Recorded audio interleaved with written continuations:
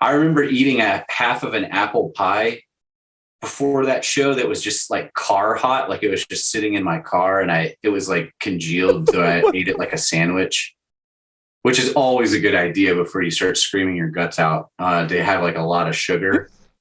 I remember eating that fucking, I used to be such a piece of shit. I remember going through the crowd while that band was playing, eating that half of an apple pie like a sandwich, just like getting down, offering it to people and they didn't want it. And,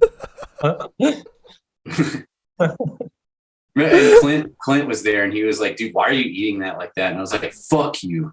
And yeah, man. Welcome to the 183rd episode of the Cast That Ends Creation. I'm your host, Chris Deering. This is the show where I interview bands and public figures from the Mathcore adjacent communities. If you'd like to, please like, subscribe, do all things social. Every little bit helps. And feel free to join us every Sunday and Wednesday for the live cast where you can interact with the guests in real time or just hang out in the chat. You can also subscribe to the Twitch channel for just $5 to get access to the interviews before they hit YouTube and other streaming platforms, as well as get some exclusive notes. You can do that for free by attaching an Amazon Prime account to your Twitch account. It's like taking $5 from Jeff Bezos' pocket and putting it into mine. My new EP, Unicorn Laser Bubblegum City, is out now on all platforms. Got some sick merch available over my Bandcamp, and I will be hitting the West Coast in a week now. I'll be there in a week. I'll be starting out in a week now. Go check that out. Sound That Ends Creation at bandcamp.com. With that out of the way, let me introduce my guest today, who is one of the more influential bands from the MySpace era. Welcome in Me and Him, Call It Us. How's it going, guys? That's us. It's good. How's it going? I'm doing good. Thank you for coming. Can y'all introduce yourselves? Tell us what you did in the band. You want me to go first? I'm Blake. I played guitar and did vocals for the entirety of the band. Yes, I also was the entirety of the band as drums and vocals. My name is Aaron. Core members. Oh yeah. Yeah, the core duo. You got us. The core duo, the power duo. All things Masu activity. Is that how you say the acronym? I always wondered how you're supposed to say that. Yeah, Masu. Masu. Yeah. And then you say, bless you. I was saying Maichu at first, and then I realized that's not how the letters are organized. But so Masiu. Okay, I like it. Masu crew, sick of you. Wow, dude. That should be on the new shirts. Like put that on the back or whatever. That'd be fun. That was a mock-up of a shirt we had a while ago. That's right. Really? It's like going to be like a super hardcore style, photo That's on fucking the great. big block letters. So Rachel Music said that y'all formed in 2003. How did the band get together? Yeah, Blake, you were kind of on the scene first. Maybe you start, and I might chime in. Oh, how did the band get started? Yeah, well, I had just recently moved to a new school system, and there was only like, I don't know, maybe 2 or 3 other dudes that were into anything remotely similar to what I was into. And then they all graduated and I was just kind of left by myself. And then in 11th grade, this very tall, lanky fellow was skulking around the high school that I hadn't seen before. And he had a Converge shirt on, so naturally I had to do some reconnaissance. And then shortly after that, discovered that he was also a musician and a drummer, which was very, as still is, very hard to find. So naturally I had to snatch that gravy up. And Drummers are really hard to find. Yeah. And ones that hit hard, which Aaron definitely does. It's one of his greatest strengths is that he sacrifices his body every time he plays drums. I thought you were going to say sacrifices performance, because that's that. No. Hitting hard is priority one. Everything else. Yeah. secondary. Uh-huh. But yeah, that's how we got together. So y'all We were formed in high school. Yeah. high school. I was in 11th grade, and Aaron had moved I was from in Cincinnati or Dayton, Yeah. Ohio. Same area. Yeah. In senior year. So 03. yeah. So were y'all like kind of like school legends then, as being like in a band, or were people like, oh, look at these weirdos over here playing grindcore, I guess you'd call it? We were kind of on the cusp, I would say. We, that whole scene, and I mean, we were out in the sticks. Like, it wasn't like we lived like a solid hour away from the city, and so Atlanta. where we lived, it was pretty like redneck, sticks kind of, vibe. But there were our county, Gwinnett County, is quite big in Georgia, and there's a lot of pockets even in that county alone, and there were a lot of precursor. I always think how weird it is like, I didn't really think much of it. I just thought, oh, there's all these bands, other high school bands and stuff, but it was kind of like the very beginnings, proto ultra underground of metalcore as a genre in general. I'm not talking about like Undying era, but like the scene level of metalcore. That wasn't even really like a coined term at that time in my frame of view in our small speck of Georgia. But it was all just starting to get off the ground. Yeah, it was all getting off the ground, and then everything was evolving really fast, and then I think it was more, I don't think we were like cool. I think people really didn't like us a lot for a lot of different reasons, but I think it was more of an infamy thing of like, oh, here's these two assholes again, and like, don't put them on the show, they suck, it's not even real metal, or it's not real punk or whatever we were supposed to be. But in our small little microcosm, I think we definitely influenced some kids to get into, just a few years younger than us, to get in, start playing and stuff, which was pretty cool, rewarding. Yeah, there's like a core 20 to 30 person. We had some friends and fans. Okay. So you were saying that you weren't quite sure like what the sound was supposed to be classified as. I'm with you on that too, because y'all were at the beginning of all of this stuff with bands like the Sawtooth Grin and Hayworth and Daughters and stuff, pioneering kind of like the scramsy version of mathcore is what I would call it, I guess, like the grindcore, post-hardcore influenced kind. How did you guys arrive at this sound? Like, what was influencing y'all back in the day? Because there was no playbook at the time. Y'all were doing some weird shit. There was like, Dillinger and Converge and Sawtooth. I think, didn't we both like them already? Yeah. Yeah, they were real early on. And then we all still took it like way further. Like, y'all incorporated a lot more post-hardcore aspects. Yeah. Yeah, we definitely had a bit of a blender genre maker thing, but I mean, we both liked the Locust a lot. Yeah, the Locust was pretty pivotal, I think, to showcase that, you really didn't have to do a traditional anything, really. And like, then we found them like during the band, but they weren't. I think maybe you showed me As the Sunsets. I can't remember, but yeah, I knew about As the Sunsets, but I think, there's a lot of other things that I don't even think a lot of these, there's always like the back end and like the proto stuff that's like adjacent that really are the trailblazers.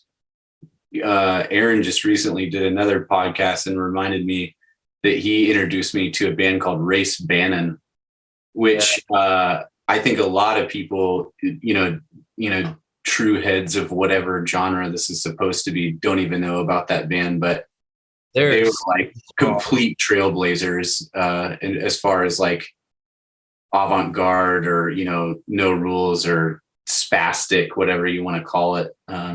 Heard the name, but I've never actually listened to them. It's one of those that I always like, oh, I need to check them out, and then I forget about them, Yeah, it's a hard listen if you're not if you're not seasoned. It's really Well, speaking of hard listens, one of the things that y'all have done, at least on your 2 albums, is you'd play a bunch of like grindy songs or whatever. They're like 1 minute to 2 minutes long, and then you'd hit like a 5 or 6 minute long like noise or ambient track. And I gotta know, like, where does the ambient and noise, like electronics and stuff, come from? Like, why did y'all decide to interject that into your music? Well, to be like C Drive, especially, I really don't know what we were thinking. Like the time ratios of the quiet songs are just like overwhelmingly more than the actual songs. It's not a bad thing by any means. It's just like a different thing. You didn't see that going on at that. I think we were listening to a lot of different stuff at the time. We've always been, I feel like me and Aaron, that's one of the first things that we vibed on each other is that, I came from like I started out as like a death metal kid. And then because I didn't want to, drink or do drugs or anything like that, I fell into like hardcore, but both of those scenes are pretty like, closed off as far as like, if it's not, accepted by the overlords, then you're not really allowed to listen to it or rep it. But Aaron was in a band, just a solo project that was a lot more ethereal, atmospheric, melodic stuff that he was just working on, and I thought it was great from day one. And I think that was probably us just being like, well, we should use some of that element, since that's kind of, your style. That project was called Me, which then evolved later. I don't know. I mean, singer-songwritery, but it's kind of like drone pop, or it's like emo drone. I just like that like intoxicating rhythm of something kind of going on longer than it's supposed to, I guess. I don't really remember where. Good description of music, I guess. But no, it's sick. How did y'all do them live? Would y'all just like play them like off of your phone or something like that, or were y'all trying to make the music live, like the electronic parts? I didn't know that we played them live ever until that recent video you uploaded. We did an intermission in the set. I don't remember ever doing that. Yeah, we did the intermissions early on, and then we took a few years off of doing them, and then I think we got bored with the set, and Aaron having to put out the amount of energy that he did, I think it was a good time for him to catch his breath a bit. But we didn't play all of them. I think like intermission 1 and 2 maybe. But yeah, I mean, we didn't do. They're mostly just an album thing. Yeah. But when we did it, I mean, we would try to recreate it as best we could, even though there's it's probably pretty thin. The live version is probably pretty thin comparatively. Yeah. The cool part about the intermissions that I never even thought about is that I'm like not on them. So I basically, it's like all of our intermissions are mostly just Blake making sounds. I don't play drums or anything on them. So anytime there's an intermission, I'm just like listening and enjoying the music. It seems like it might be a cool way to start off a set, just like have the droning stuff going and then like blasting right into it. That'd be a good way. I don't really remember even like deciding we would do those, because we started writing like our first practice. I know we did Infrared. That was our like, let's write a song. And then I think like 15 minutes, 30 minutes later, it was done. Nice. And I think that's the true measure of why it's always, I feel like that's the true measure is like, if it's there and the vibe is right, then I mean, writing music shouldn't be, I hear all the time these bands that like oh, we wrote a whole fucking record and then we scrapped it because it's trash. And I'm like, oh, I don't think we had anything like that, because we were just Oh, like, oh, it's good because we wrote it and it works and it feels right, and it, I mean, I feel like all of the writing processes were really seamless. I don't remember having like these like super like, existential like, uh, you know, uh, like breakdowns of like, oh man, like how is this going to be perceived, or people get, we just were like, fuck it, you know. or like even in the band, like, oh man, Blake didn't like that riff I introduced. I wish we could have written, like, anything went, like literally whatever idea you played. I was like, all right, let's try it, and we just Yeah, once it we was got very the seamless. factory started, it was like we could churn out some songs. That's fucking sick. It definitely feels like I'll spend more time on it than what y'all are talking about. But yeah, that's fucking awesome. He's a really good guitarist to write with. Really easy to write with. Yeah. I'm not like hypercritical of like what other people are doing. I feel like when it comes to writing and stuff, I just don't think that it's like, I feel like that's like the whole point of playing with other people, is that if you don't trust the person to like get it, then they probably shouldn't be playing with you in the first place, I don't feel like I'm very micromanaging in the way of somebody else's instrument or what they're composing. Okay, I got you. You bring your vision, and then they put their vision into your Yeah. vision, I guess. Yeah, yeah, yeah. Writing was always a positive experience. I don't think there's ever any hiccups of any sort. Hell yeah, that's awesome. So 2004, you guys dropped your debut, the C Drive of Love Stories. Were y'all were outside of school at this point, or were y'all in high school still? I don't Um, remember. I I'm a year ahead of Blake, so I Oh, think okay. I graduated '04, and yeah, I think I was still in high school, I think, when it came out. Yeah, because we're like, I think it was a school night when we played the CD release show. Or, I mean, yeah, I was not graduated yet. But yeah, we're just two high schoolers, two misfit trolls at this Fucking sick. super redneck high school. That's so sick. I gotta ask you. I can't find the original image for C Drive, but it's a picture of Big Ben, and like your logo's like around the clock or whatever. So, Oh, that's the back cover. oh, that's the back of it. Oh, okay. Yeah. So maybe that's why I didn't know what you meant. You're I saying, always thought that that was like one image for the whole thing. I thought that that was like the only image for it. I guess not though. So the remake or whatever is more in line with what the cover is then. well, even on the original, so the I forget who, there was some Christian label that I liked um growing up, and I think it was called Squint Entertainment or something like that. I think they had Chevelle on, and like Sixpence None the Richer or something. But all for Oh, some reason, this label decided that all their covers would go on the back, and the booklet face would be the back track list on it. So like the covers on the, it was just interesting. I think I wanted to do that. Hmm. So the Okay. back cover is actually the real, it says our name, it says album title, and then the booklet covers like all the song titles and the copyright info. Okay, interesting. But Because obviously whenever you everyone, look for the album, C Drive or whatever cover, that's what pops up is the back. So that's fucking yeah. hilarious. Um, we have Fear Before the March of Flames old school in chat saying that Squint most definitely. So I guess that you were right about the label. So we have the remake of the album then on screen. I'm assuming that's closer to what the original looked like then. With like Um, I think it's Chicago that we're looking at.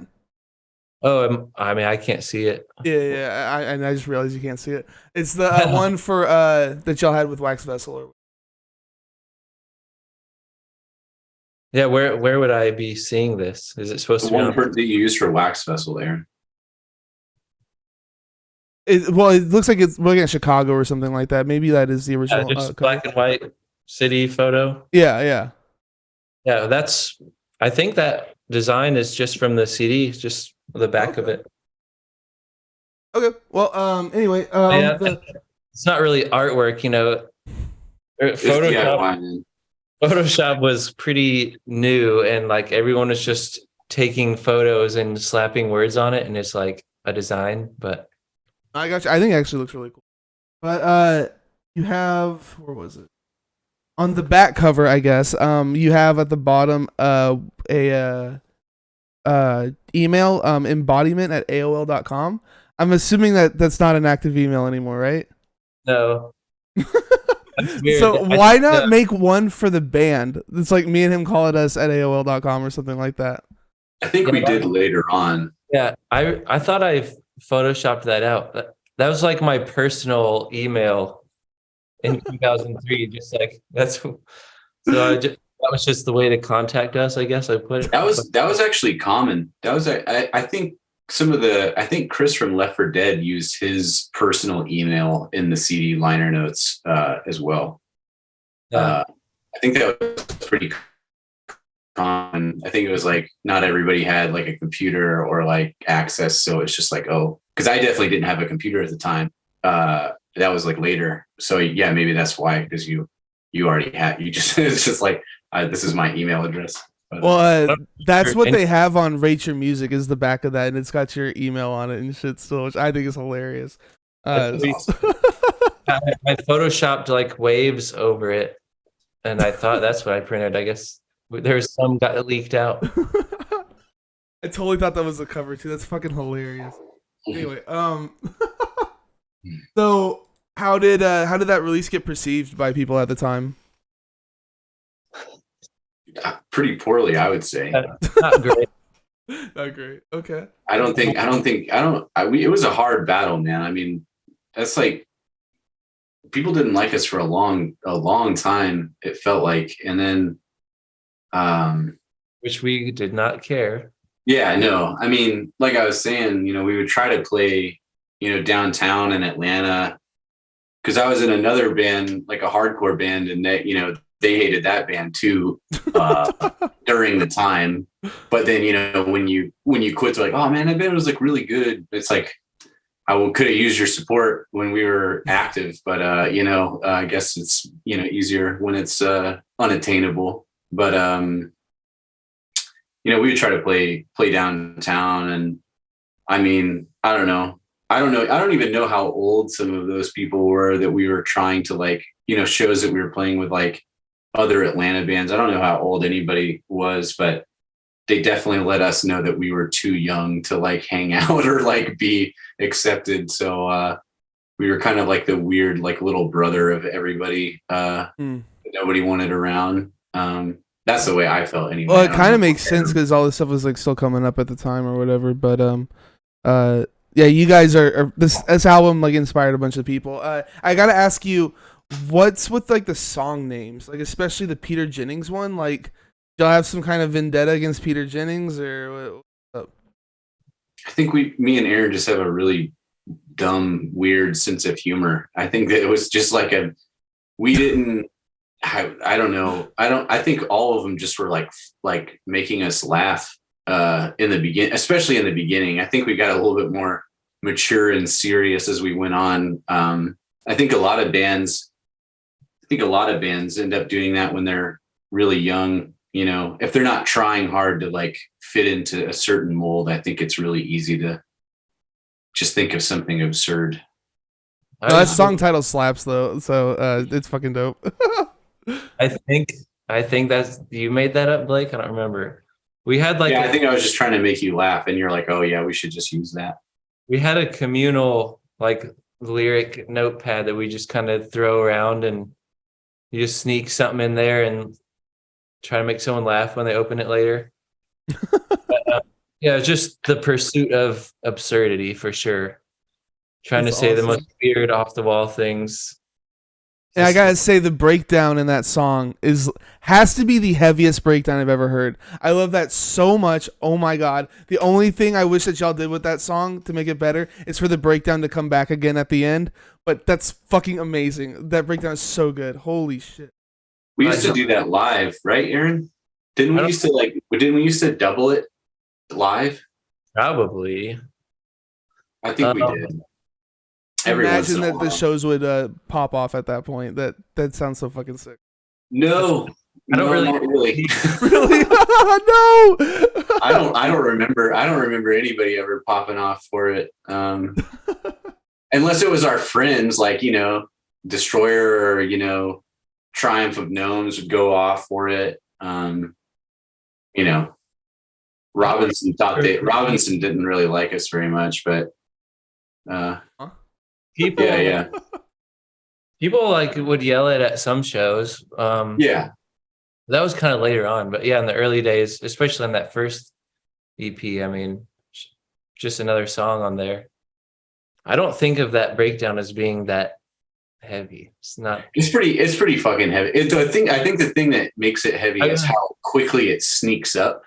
Where it's just like that fucking just like it's like that punch tension, and then it's just like boom boom boom boom boom boom. It's so fucking sick. Oh my god.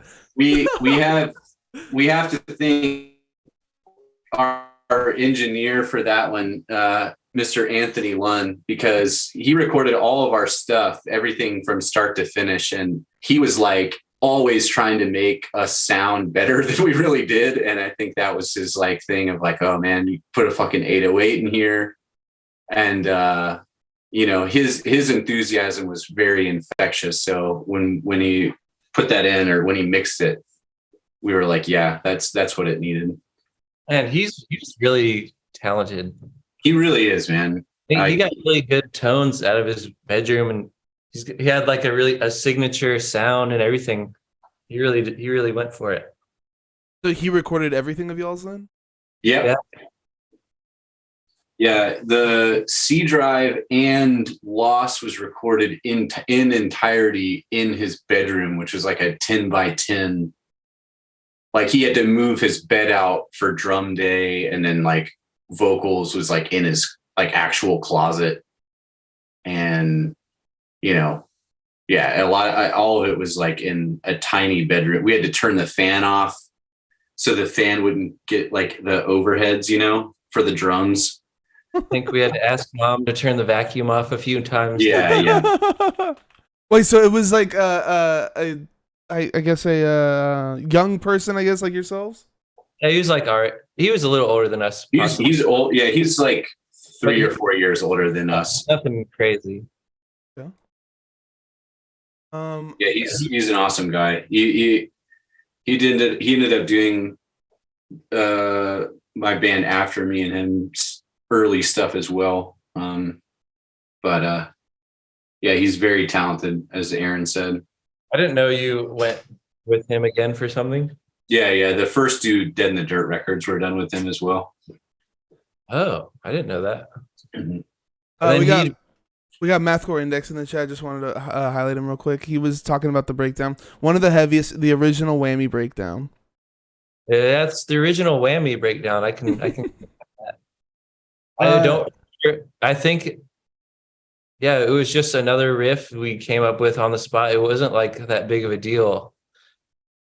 It's fucking sick. It's the thing that sticks in minds. So. Yeah, my dad fucking hated that song. Because we used to practice in my basement, and I mean, you can just imagine that frequency just fucking like, trying to get it right for like fucking 3 hours, just hearing that for 3 hours or something.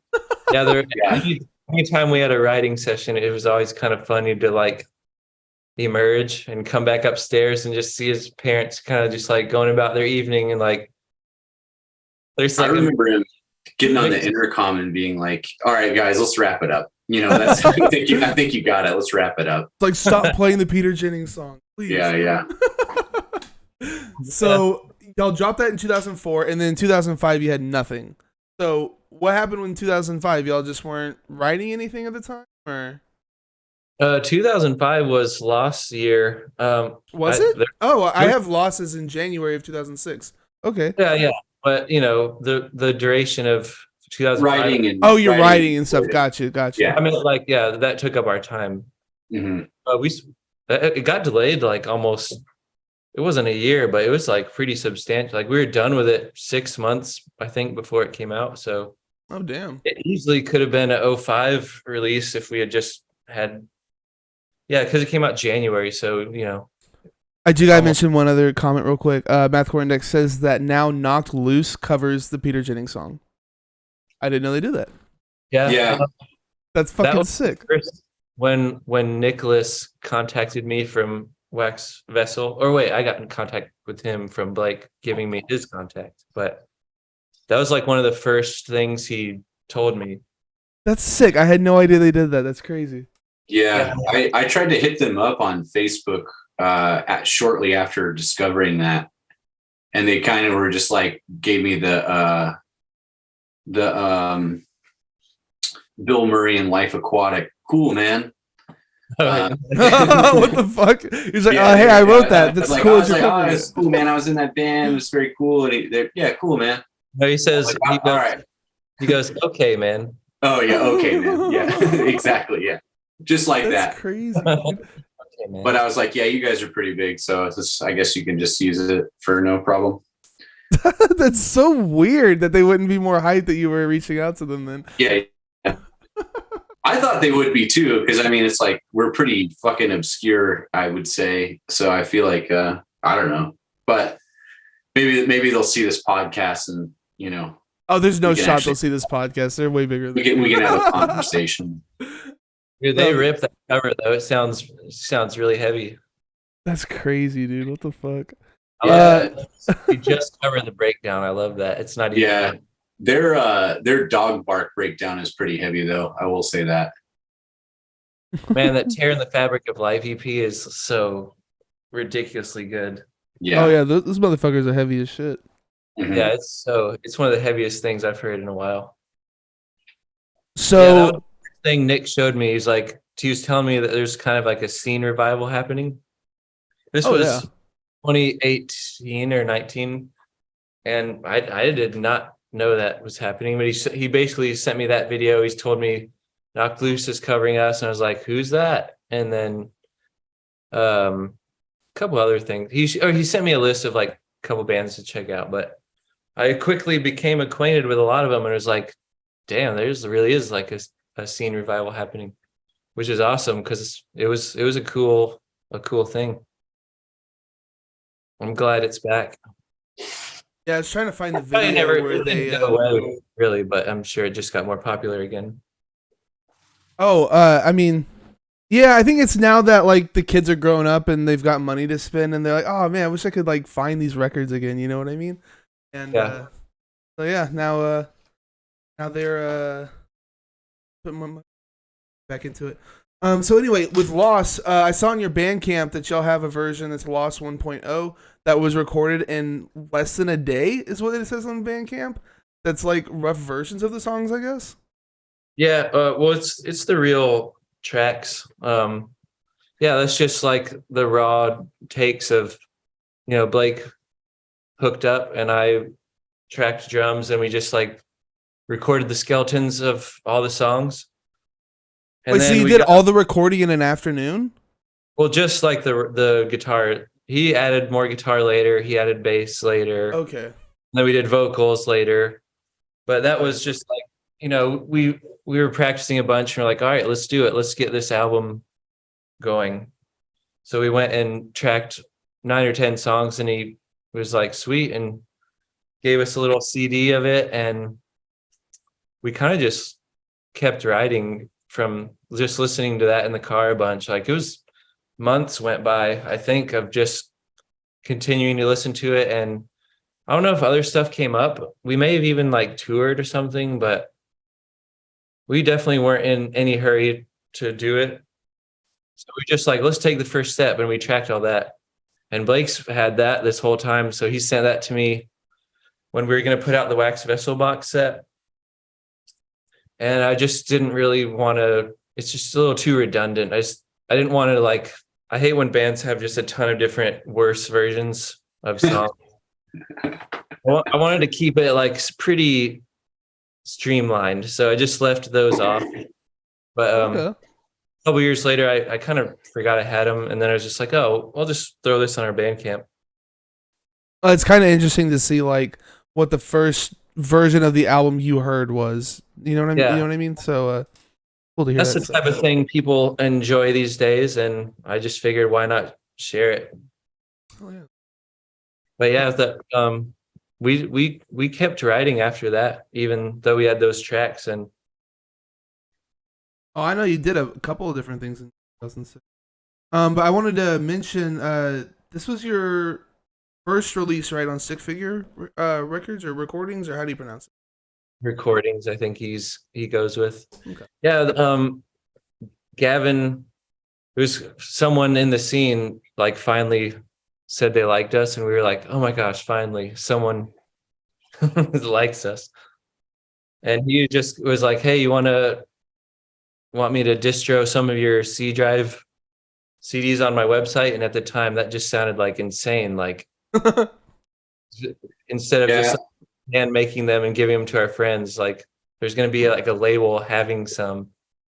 There's actually a time, I think what solidified it is what he told me later is he used to have this awesome distro in Atlanta in his apartment, in his like warehouse. I used to live in these like warehouse, like loft style industrial warehouses in Atlanta before the way it is now. But he was like kind of probing and asking about the band, and then he mentioned it, and I was like, I don't know, man, probably not.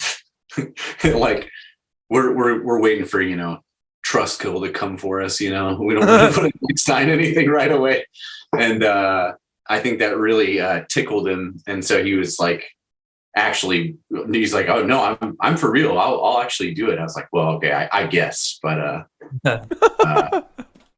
yeah. Going to his distro, I mean, I knew it was a good idea. He had just like hundreds and hundreds of CDs and like super underground stuff that we'd never heard of. And so we made 10 CDs at first. We went to Kinko's and just like gave it to the Kinko's person. Like, we want this to be a booklet. Can you print this double-sided? Took hours.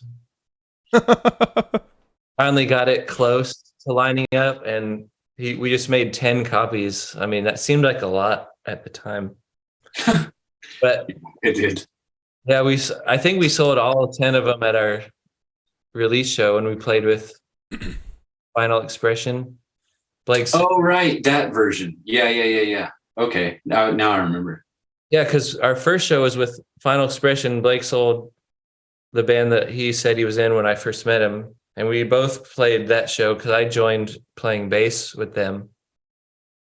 But we sold all 10 CDs, and then they were pretty expensive, if I recall. So I was going to say, those have to be rare as fuck. Like, holy shit. Yeah, there's 10 of them out there that are color, and then all the rest of them are just all black and white. So when we started like covering, what was the packaging? Was it like a regular jewel case? Yeah. Oh. And it was just, the booklet was color, like tan, but the cover was black and white. But then we just made it all black and white, and then we started making them in those thin disc cases, like the thin CDR. Right. So that's what we gave to Kevin to distro. Like, we just started cranking out those thin disc ones. CDRs, we still made them ourselves, but we just give them to him and he'd put them on his site. Nice. And he had a little like bestseller list on the side, and I saw we quickly rose to the top of the CDR. Oh, really? Bestsellers. That's sick. Could have been 3, but it still was more than. Hey, it's an achievement. It's an achievement. So then he does Loss. Like, is this a? Then he actually pressed. Like, we were making those all by hand. So when we did Loss, he actually we turned in the art and he got it professionally made. Okay. So that one was like on stick figure, just so like word of mouth thing, not like a contract or anything. Right. How did it feel getting your stuff like professionally done or whatever for the first time? It's really cool, especially because like doing the art, I wanted to do the opposite of our C drive and like not use a photo I found on Google. Like I wanted to make it from scratch, the old fashioned way. And I just wanted it to be like only words, basically, like no pictures at all. So I made a bunch of these like panels of paper and like got a quill pen and an ink bottle. But then we kind of like all worked on them together. Like I would design it to where it's like the pages of the thing, and I wanted everyone to handwrite lyrics if they said them. So I would like write my part and then leave a space for Blake to put his in, leave a space. So That's it's like so sick. I'm just like partially putting it together. Then I'd give it to Blake, and then he would like add ink splatters, and he would write his lyrics in a weird way, and then we were all just kind of like mangling these old pieces of paper until it looked cool. And we were putting like candle wax on them and a bunch of just anything we could do to like smudge or smear and make it look cool. So we just turned in all these pieces of paper to Gavin and said like, here's our art. And Gavin's like, what the fuck is this? No, dude, he was about it, but there were some people that really tore us a new asshole for it. Namely Maximum Rock and Roll, because Gavin thought it was a fucking good idea to send that record in to get reviewed by Maximum Rock and Roll, and they It sounds like a boomer up, like radio station or something. No, it was like a very elitist. It's still around, or for it was a couple of years ago. I don't know anymore, but it's like a very elitist, like California based. They do all kinds. They don't like anything, and so when they're like, we really took the cake on like everything that's wrong with music in their opinion. They're like, do you remember that, Aaron? When they're like, oh, it's like this, like, so it looks like they were just crying all over their diary. That's what you remember that? I don't remember reading this review. Oh man, yeah, they hated it. It's all Gavin's fault for putting it in there. But I thought it would maybe generate like some infamy, but it was really just like, oh, cool, I don't have to listen to that band. Great. I think we met him at when he got it printed, like I said, we just handed him all those pieces of paper, and then a couple months later he's like, all right, they're done. And like, you just want to meet up? It's like we didn't see he just handled it all. And I think we met him at the Mall of Georgia, didn't we? I think we made him drive out to Gwinnett County for it. Yeah. Yeah. So we met him at the mall, and he just like he's like, all right, here you go. And it's like, whoa, CD art. That's fucking sick though, man. That's awesome. So I imagine y'all did like a lot of touring and shit in support of this thing. Semi. Yeah, I mean, we did a lot of tours. I felt like the first Lost tour was the first Destroyer winter tour, right? 05, like yeah. Dude, that would be fucking insane to see. I bet. Jesus Christ. How did I mean, Destroyer was definitely worth it. Find them, or how did we find Destroyer? We found them on MySpace. Yeah, I just don't remember. Like, I don't remember actually finding them. I think you said. Yeah, I don't remember finding them. I don't remember the exact moment, but I do remember they needed a show in Atlanta, and we were able to get them on a show, and that was the first time we actually met in person. Oh, nice. And we got him at Under the Couch, and we were super stoked that we got him at Under the Couch, because that's like, Under the Couch is like a like Shea Cafe in San Diego, like a college funded like art space. Oh, okay. Those are for Georgia Tech College, and it was like that's like where all like the real Atlanta screamo bands, that was like their home base, and so we felt like really good about being able to get them like a proper Atlanta show. But That was a I cool don't think a lot of people came, but they were awesome. Yeah, I actually remember. Yeah, I remember meeting them now in the parking lot at that place. Mhm. Yeah, that was a good show. But Yeah. yeah, they were one of the few bands kind of like using MySpace to their advantage for the booking related stuff.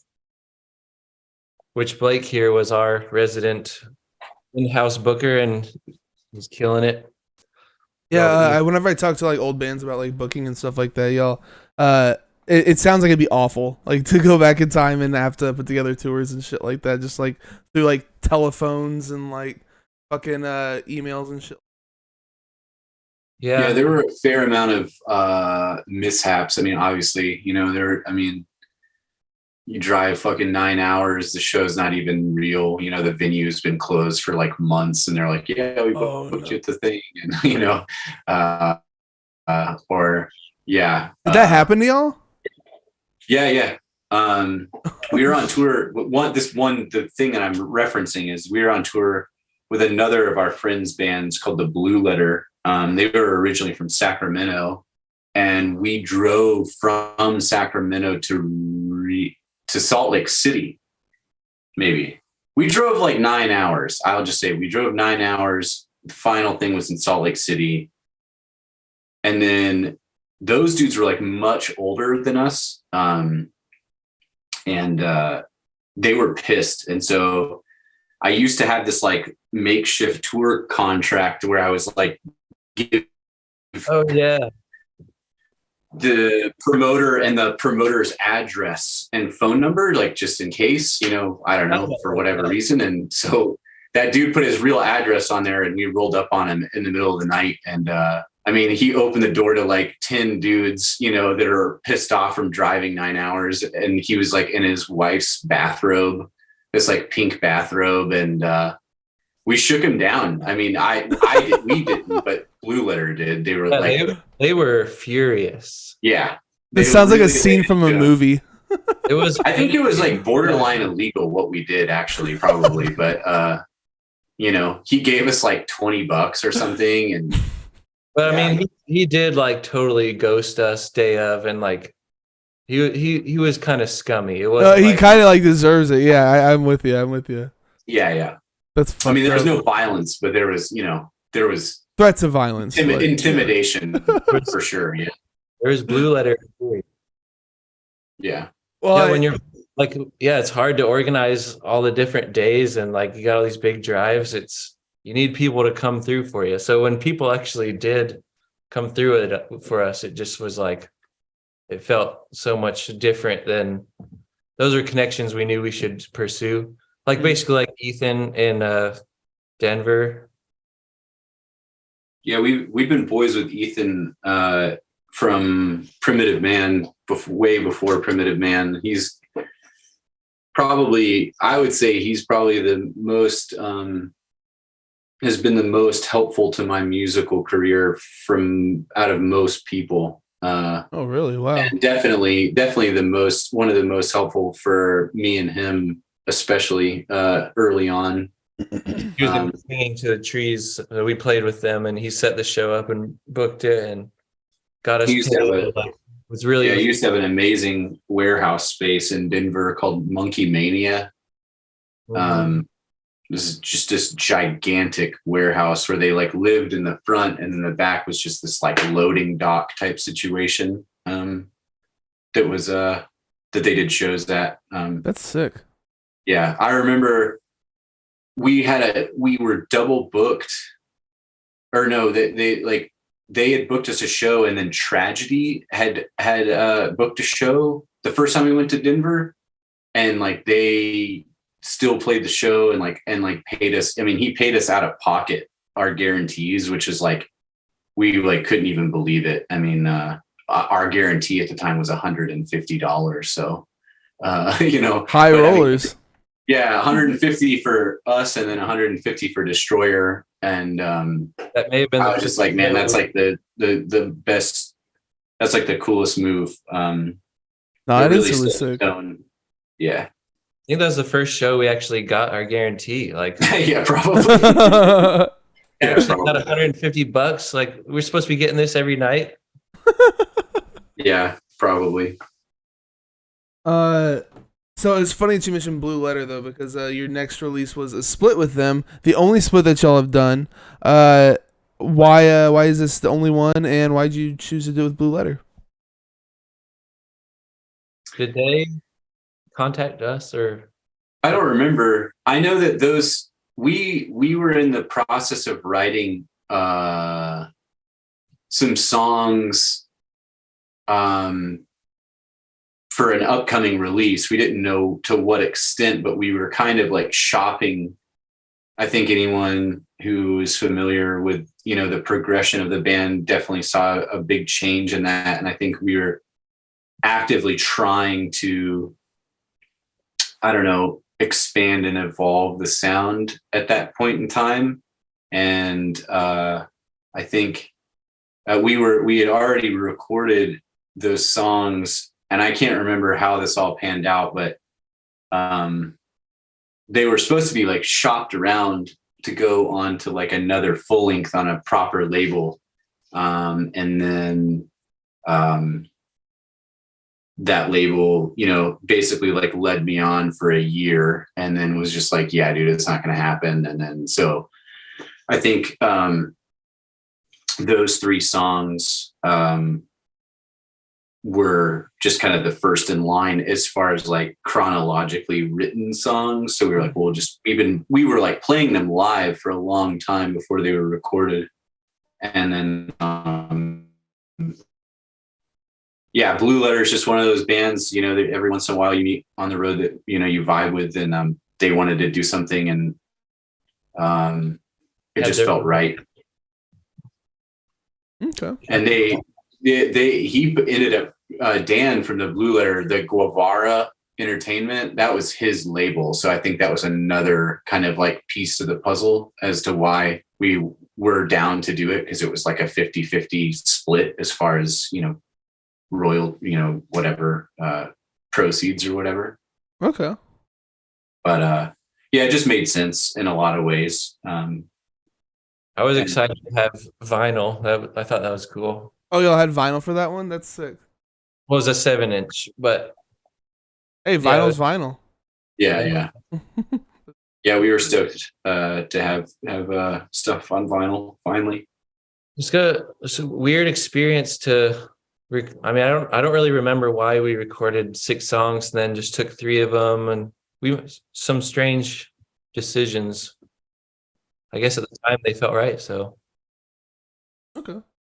I think we had a plan for the other 3 songs, but those 3 songs that ended up on that split were part of 6 total that we had recorded that were supposed to be to get us signed to this subsidiary of Ferret at the time, called New Weatherman.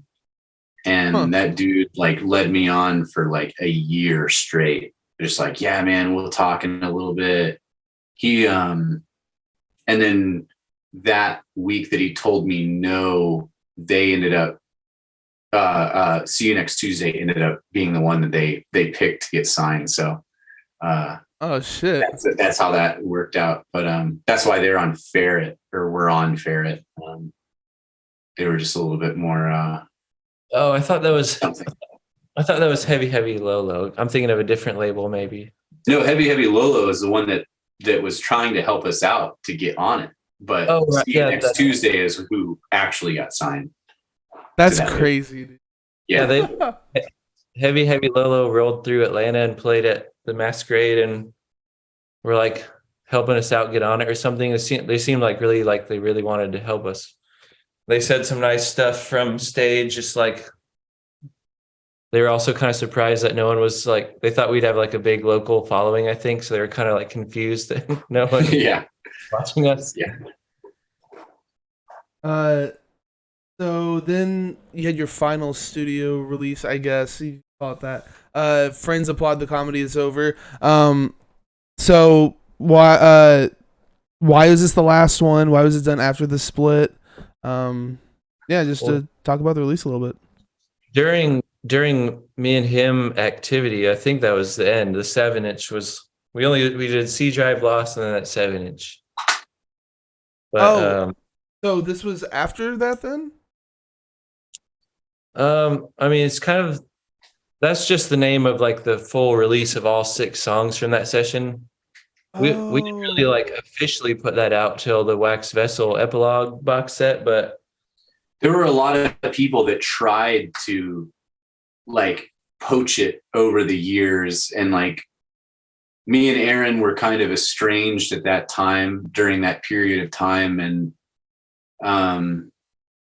there were people that got it through like SoulSeek or something like that, and then we're like trying to bootleg it, and I didn't really care on that front, but I didn't want anyone to like do like a legitimate release. And there were some dudes from the past that like tried to poach it and tried to be like, oh, I think me and Aaron were both kind of like disenchanted with the thought of taking that project on to properly release those songs.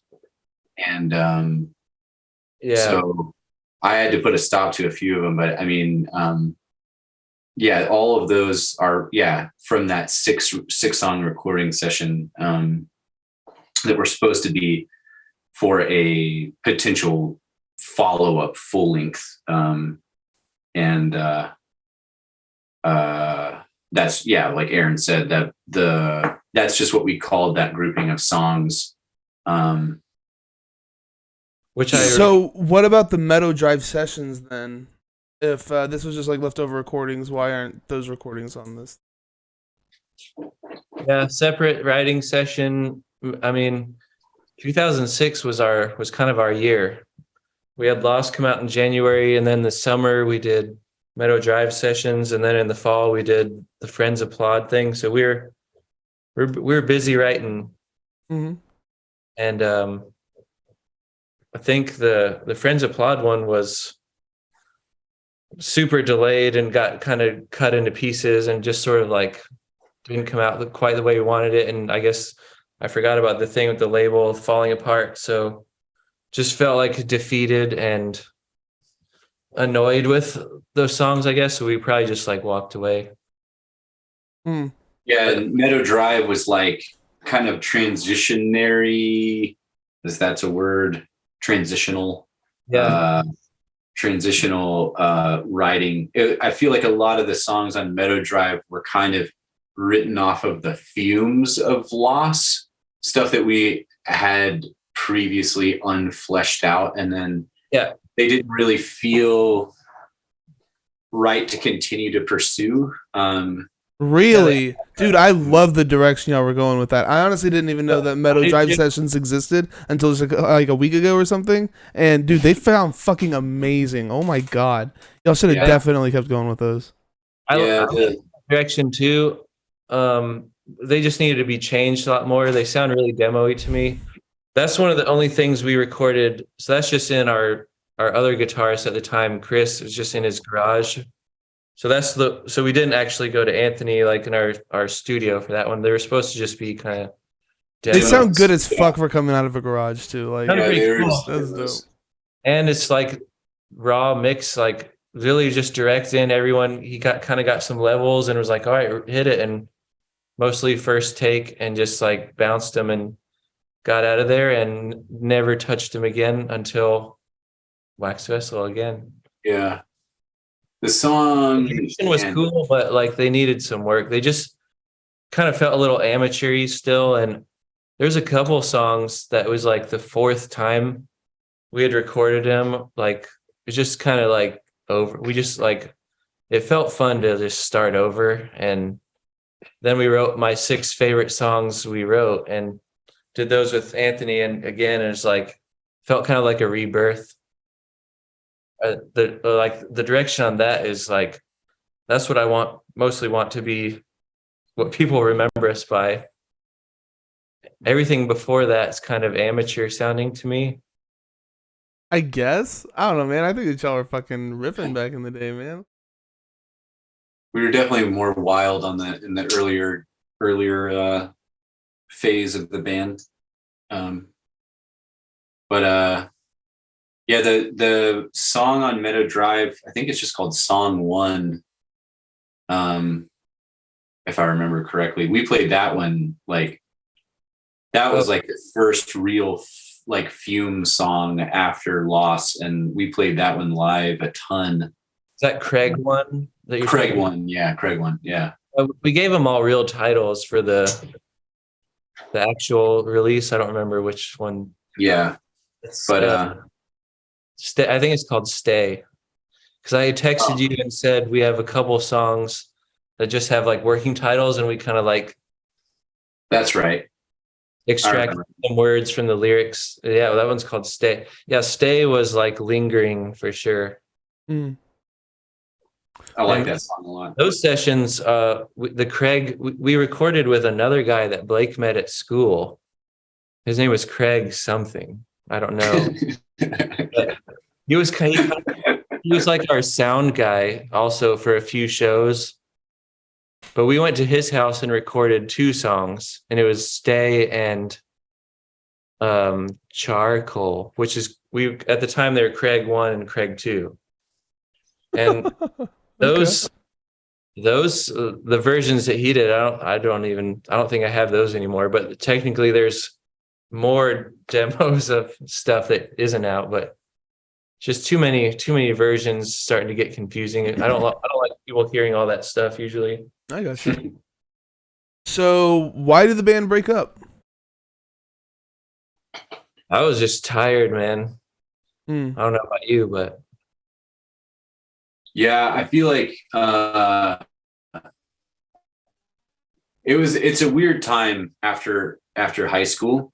I think it's in hindsight, you know, I mean, it's 2020, but like, so, I mean, I'm speaking from that perspective. I'm not really going to go down the road of like how I felt then, but like, I think that time post high school was I think it's a very difficult time for everybody, because it's kind of like well, what are you going to do with your life? You know, what's, you know, and there's all this, like, nobody really prepares you to, be out on your own and do those kinds of things. And we weren't making any money, like, at all. I mean, every time we go on tour, I mean, we were lucky to break even. We would come back with money, but it all had to be paid to somebody else. Like, sure. And there are times when we came back, I think, from that tour where we had to like not pay people. And it, you just kind of get this, like, you're not really used to being in debt, when you're, 19 years old, several $1,000s and having these financial obligations. And then I think it's really easy to kind of, and then, piggyback off that,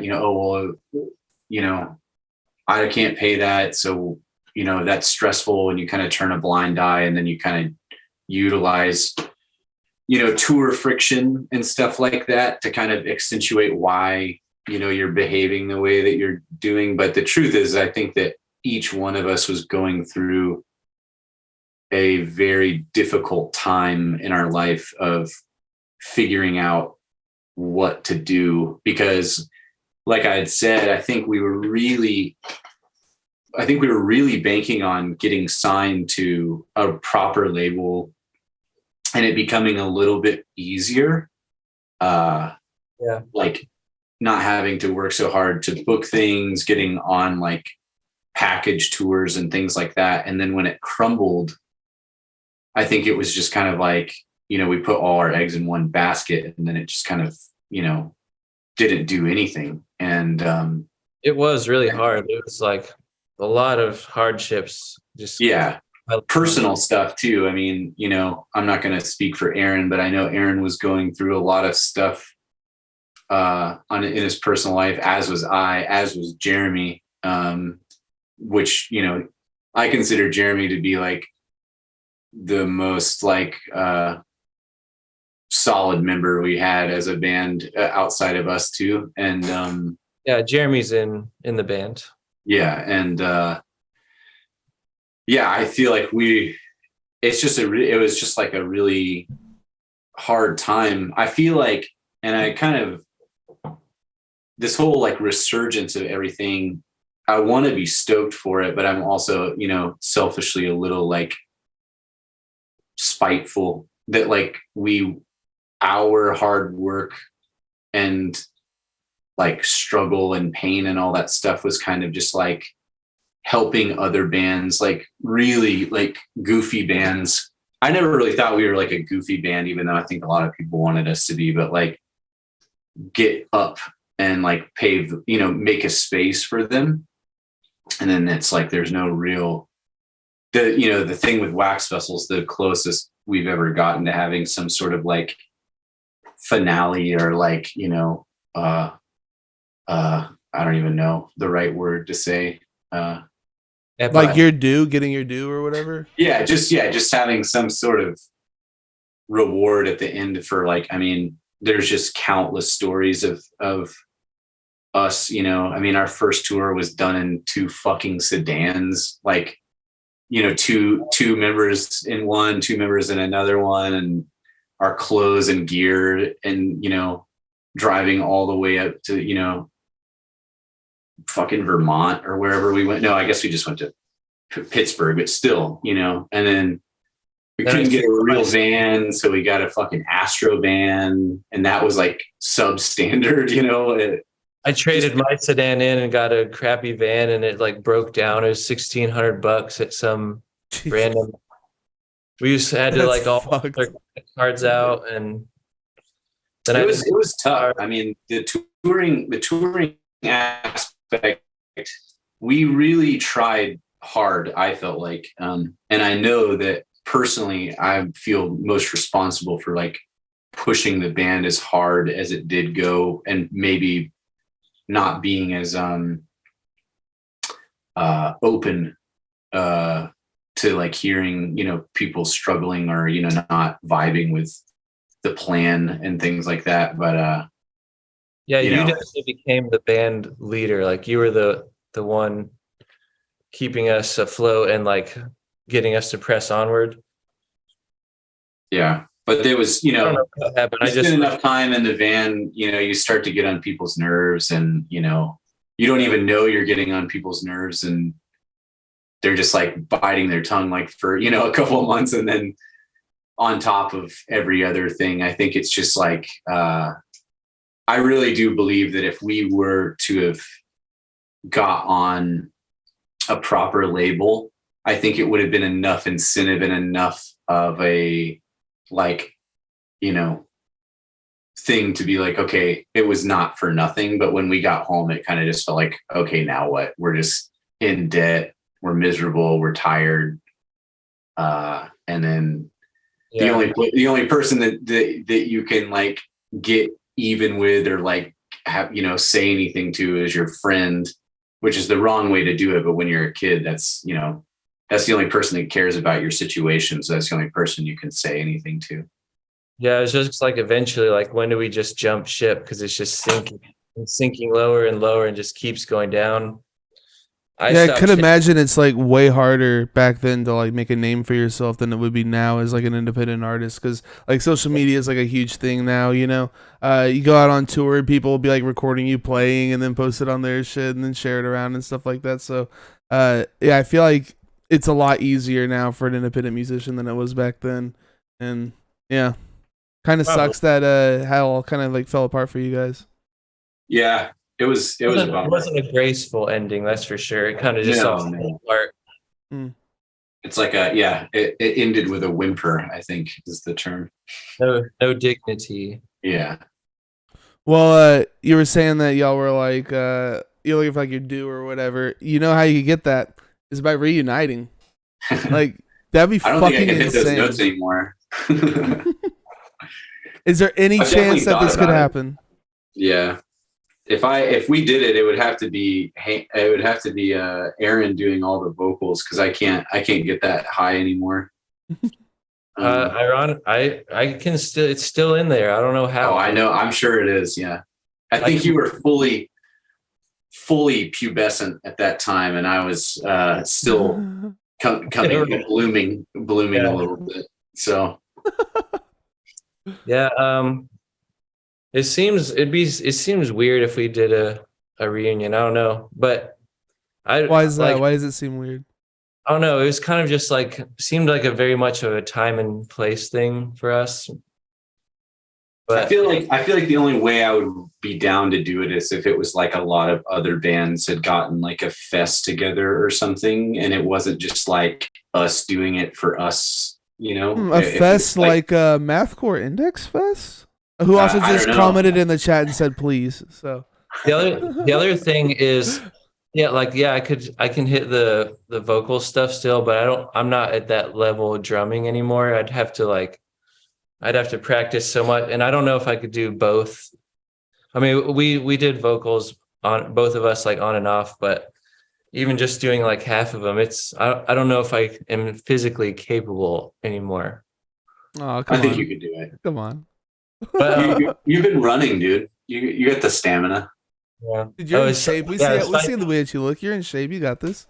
Cycling helps. Blake got me into cycling. I haven't done it in a while, but yeah, even if we did like play music together again, I don't even, it'd be weird to like call it me and him stuff. I don't know. Well, y'all were the core members, right? You were just talking about you, the power duo here. Like, Yeah. y'all could easily call yourselves. I think you'd get away with it. We probably wouldn't be able to. I wouldn't be able to write music in that vein again. But I mean, yeah, I could probably try to relearn some of that stuff.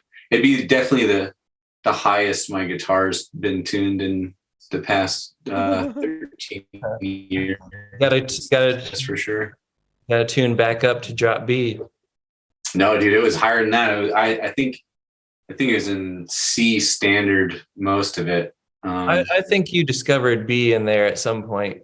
That was in the last 3 songs. I had a rule to not be in drop tuning for like the majority, and then you kind of run out of ideas, so you change it up a bit. But yeah, What is just the last couple songs. what is like Infernal Coil tuned to? I try to keep it a secret because I get that question all the fucking time, and I'm like, I just let it sit in purgatory. Hey, yeah, don't give away the tricks. No, because I mean, it's everything the way it's going back into our boys saying it's a different time period. That's one thing about this time period that I'm like, if there's anything where I'm like this like pissed off old guy about anything, it's that, where it's like there's so much instant gratification in the world now, where it's like, oh, like kids, like younger people, they'll watch a fucking movie and they'll Google what happens in the end instead of just sitting through the movie and like experiencing it, but like same thing with like music and stuff. I mean, I think I blew the lid off Race Band, and I think that was probably one of the best kept secrets in music for a while. But yeah, I mean, Remember when there's they just too much available. So I mean, there has to be some work, because I mean, that's how Aaron and I had to do it, man. We would go to fucking Stick Figure and we would just look through thousands of CDs and base it off of context clues, like what record label is it on? What does the art look like? It wasn't just like algorithms, I remember going to like record stores and having. Yeah. No, I know. Yeah, you're of that same age. Yeah, but I mean, yeah, these kids now, these darn kids, they don't know the struggle, Impulse purchases, like risking $20-$30, hoping it's good. Right. Yeah. Right. Gotta throw it out the window in the car, just. Oh no! You would. We had CD Warehouse. You could sell that shit back to them at like discounted price. Oh, yeah, you yeah. could buy more of this stuff. So I would just buy the CDs, rip them to my computer, then sell them back, and then get more shit. There you go. Yeah, that's a good way to do it. I bought Jane Doe and Calculating Infinity both at the same time from Best Buy. Complete impulse purchase. Damn, dude. All right. Well, you fucking. That was a big day.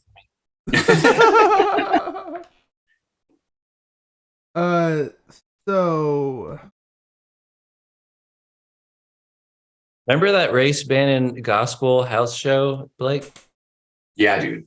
That was good. Dude, gospel's I Can fucking Fly? sick. Yeah. They were really good live. It was I Can Fly, right? Oh yeah, I think so. Or I Defy. But yeah, One of them. but race band and set got shut down. Just cops showed up. It's way too heavy, huh? They were the headliner, so gospel played already, but luckily, and they got about halfway through their set, I think. That dude is fucking crazy, man. The singer is like on a whole other plane of existence altogether. Just knowing that is similar, I guess, for some people who've never had the opportunity, but like Lex from Daughters, where you're like, I know I'm gonna see some shit. He's gonna do some weird shit. Yeah, it's like half performance art. Yeah. But like, just seeing that dude, Aaron and I were just giggling like little girls the whole time because we were just like so ready for anything that he was going to do. And it was like, just like unrelenting, weird performance art, just his like demeanor is just like enough to make you start laughing. Yeah. But, yeah, that was always, I think that's kind of the feeling. Not even like their sound much, but like that sensation is what we pursued. Like, basically try to do anything that would make you laugh behind me, like while I'm tracking something. And if you're laughing, then I'm doing the right thing. Yeah. Fear Before the March of Flames, old school in chat. I'm just gonna call you old school from now on. But in chat he says, when you played your last show, did you know it was gonna be your last show? No. That was at the end of our Blue Letter. Yeah, our thing came out in, was that February or March that 7-inch came out? Well, we had been touring for months. I remember New Year's Eve happened of 2006 into 2007. I think we left like the next day, and we proceeded till like mid-April. It was a long time, but that's a long ass tour. Holy shit. Yeah, Blake booked all of it on MySpace, and god damn, it was like 2 tours in one. Like we came home for like 3 weeks mid run, and then we went back out again. I thought it was more like 4 or 5 days. I thought it was like a quick little break. Maybe it was longer. Maybe it was, I don't remember. I know there was a break in between though. Yeah. Keep him interested. I'll be right back. Somebody's got a tinkle. Well, since I got you here, yeah, you have 2 other projects, right? I think Dead in the Dirt's done now, obviously, but are they both done, or are you still playing music? What's up? Dead in the Dirt never officially ended, and I'd like to keep it that way. I have a lot of thoughts and a lot of ideas unresolved from that period. But that band, the similar situation happened with that band, dudes I was in the band with at the time, when we stopped playing, were much younger than me and going through a similar process than what y'all were doing. With me and him and that kind of thing. Gotcha. And then Infernal Coil's kind of on a hiatus because that also, a lot of very unique and weird things happen members wise. And I mean, I live in Boise, Idaho now, so it's pretty isolated. There's, I have material written. It's just a matter of, devoting some time, and hopefully, having some time to heal from certain things. But again, I don't consider either of those bands like done. Whether or not the other members do is another story, but I saw Bo the other day I went and saw Slow Fire Pistol play at the Early. Oh, yeah. They were opening for City of Caterpillar. Yeah. It was really good, but yeah. Hank's new band Slow Fire Pistol is really good.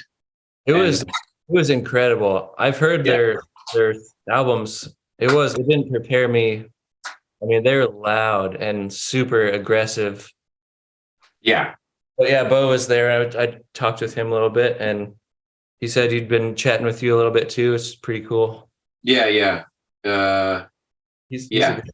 There's been some developments, but I also have a new project that I've been working on that's again, I'll probably get whoever sees this that doesn't like me, which is in no short supply, will probably be like, oh, there he goes again, being a fucking asshole. But some things are just better as a surprise. And you don't want to just be like, oh, this is everything I'm doing and why I'm doing it and all that stuff. So I do have a project. Bands share too much stuff nowadays. I know. Yeah. You got to have some mystery. Yeah. I don't want to ruin everything, but I do have a new project that hopefully will get recorded sometime next year. Members all over the country, and I'm pretty excited about it. But yeah, that's what's going on with me musically. Nice. At the moment. I've seen both his bands play. I saw Dead in the Dirt open for Sun. It was insane. Oh, that's sick. Yeah, it was. And I don't know if I had even, what is that, like 2013 or something? 2012, 13, something like that. No, it's 2013. Had I seen you before that show, or did I just go and I don't remember seeing you there? Maybe no, you saw me before. You came and saw us play at 529 at the record release. Oh, did I? I don't remember. With Primitive Man's first tour with Reproacher. Wow. That's stacked. Yeah, it was awesome. And Foreign also played that as well. But yeah, and then I saw Infernal Coil play at the Earl also with Sumac. That was an incredible show. That's kind of like when I first thought we sort of like became friends again, was that show. Or we hadn't like actually chatted much until then. And that was like 2018, somewhere in there. Yeah. Life's too short. Yeah, I'm glad that y'all hooked back up again. Yeah. The Wax Vessel connection is like when we became like bona fide buds again. Blake just hit me up and said, there's this label that wants to do it, and you were recording Within a World Forgotten, if I recall, and you said you didn't have the brain power to think about it. And I had all the brain power. I was kind of bored, looking for something. It was perfect. So I was like, oh yeah, that sounds sweet. And then got to do one of my favorite musical things I've ever been a part of. So are you still making music, Aaron, or? Not at the moment. Kind of like right when Blake started doing Dead in the Dirt, I joined this band, Oh Brother, became really good friends with those guys. Me and him Called Us played a CD release show of theirs in 2006, and we kind of like knew them a little bit. And I just moved in with them. We did 2 albums together, Death of Day and Garden Window. I did all the art for them. That was a really cool experience to like play big shows and just kind of like a lot of touring, a lot of opening for awesome bands, playing really cool venues, good sound systems. And I played guitar in that band, so it's kind of a nice switch up. We had 3 guitars, so there's not a whole lot expected of you. You just get to like play easy stuff. At least I did. Well, what about Harken the Hands Askew? Yeah, that's like me. Like when I first met Blake and I was doing like the indie emo stuff, I just changed the name to that, and I put out an album in 2009, which it's okay. It's pretty good. Pretty good. Yeah. could have been better, but I like it's kind of charmingly lo-fi and whatnot. I just self-recorded all of it on my laptop, literally just like the built-in speaker or a microphone on the screen. That's sick. I was doing that like while I was in Oh Brother, was kind of finishing that up.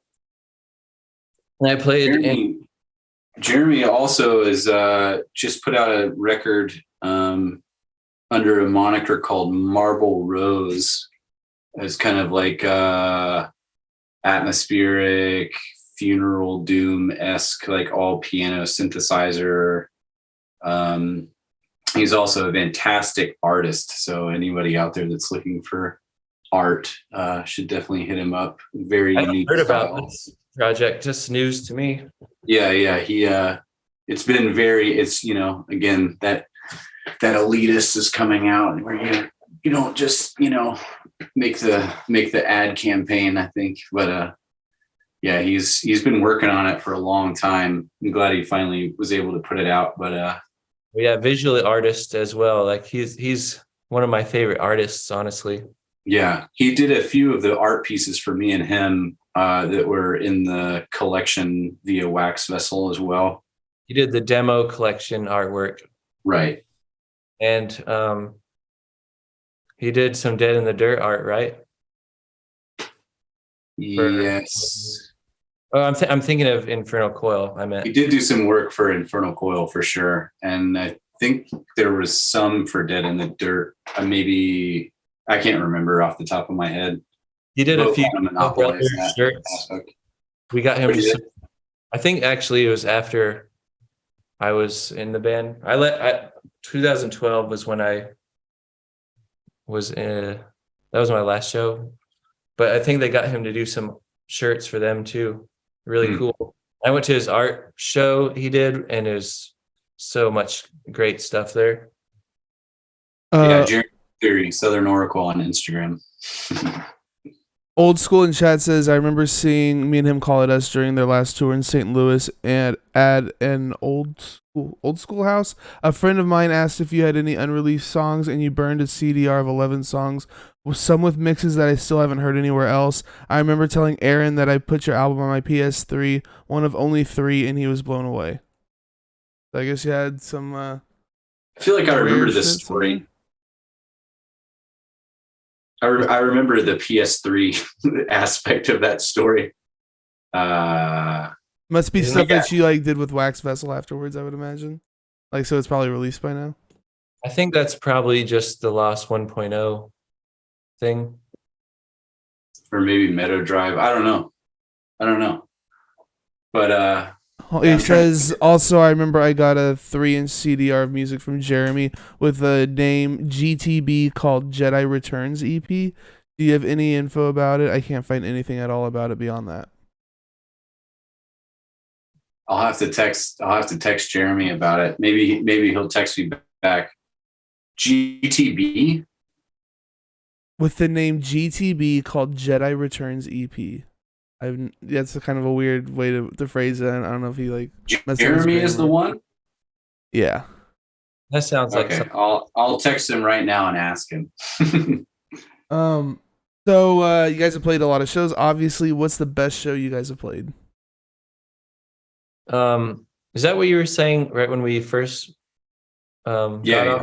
Well, help me remember. Oh no, the best show. Yeah, the best show. My best show. No, you were talking about. Okay. Best show. Do you want to take that one, Aaron? Well, don't have to agree on it. Like, you have different best shows for each other. You know what I mean? So I really liked. I don't know if this was the best show, but remember when we played with Phoenix Bodies and like we had to move it to their practice space? Oh yeah. Yeah, I remember feeling awesome. extremely. That was like some punk rock activity for sure. Yeah, that was a good show. But two times over. Why did the venue fell through or something? I don't remember. But like I think the power died. Oh yeah, that sounds familiar. But like 30, 40, 50 something people, like we all caravanned over to. This is was it in Cincy? Yeah, I was in Cincinnati. Yeah. We like all caravan to their practice space and just like reloaded up everything and played a super That's awesome show. And that band is so good too. Really liked them. Absolutely. Yeah. what band was it? Phoenix Bodies. Yeah, they're awesome. The dude, Black, I can't remember his first name, Michael or Ian. I can't remember. His last name is Black. He used to put on a fest in Indianapolis called Dude Fest for a couple of years, and that was an amazingly curated fest. I've heard the festival name a couple of times. Yeah, all kinds of genres: black metal, screamo, hardcore, grindcore. I mean, it was a very eclectic fest, and it was like really well done, and very niche. I mean, obviously it's in Indianapolis, which is kind of a weird place to do a fest, but it was great. I went to two of them. The Portraits of Past reunion was there. Saw Capsule, Harm's Way, Kill the Client. I mean, just a stacked lineup. There's so many bands. Did y'all get to play it? No. This is after the fact. This was after the fact. Phoenix Bodies was done. Me and him was done. This is at what he did after it. He actually has some crazy job now. I think he's like I don't know. I'm probably speaking out of turn, but I think it's like some kind of like science oriented something or other. Anyway, my favorite show, or our best shows, I feel like,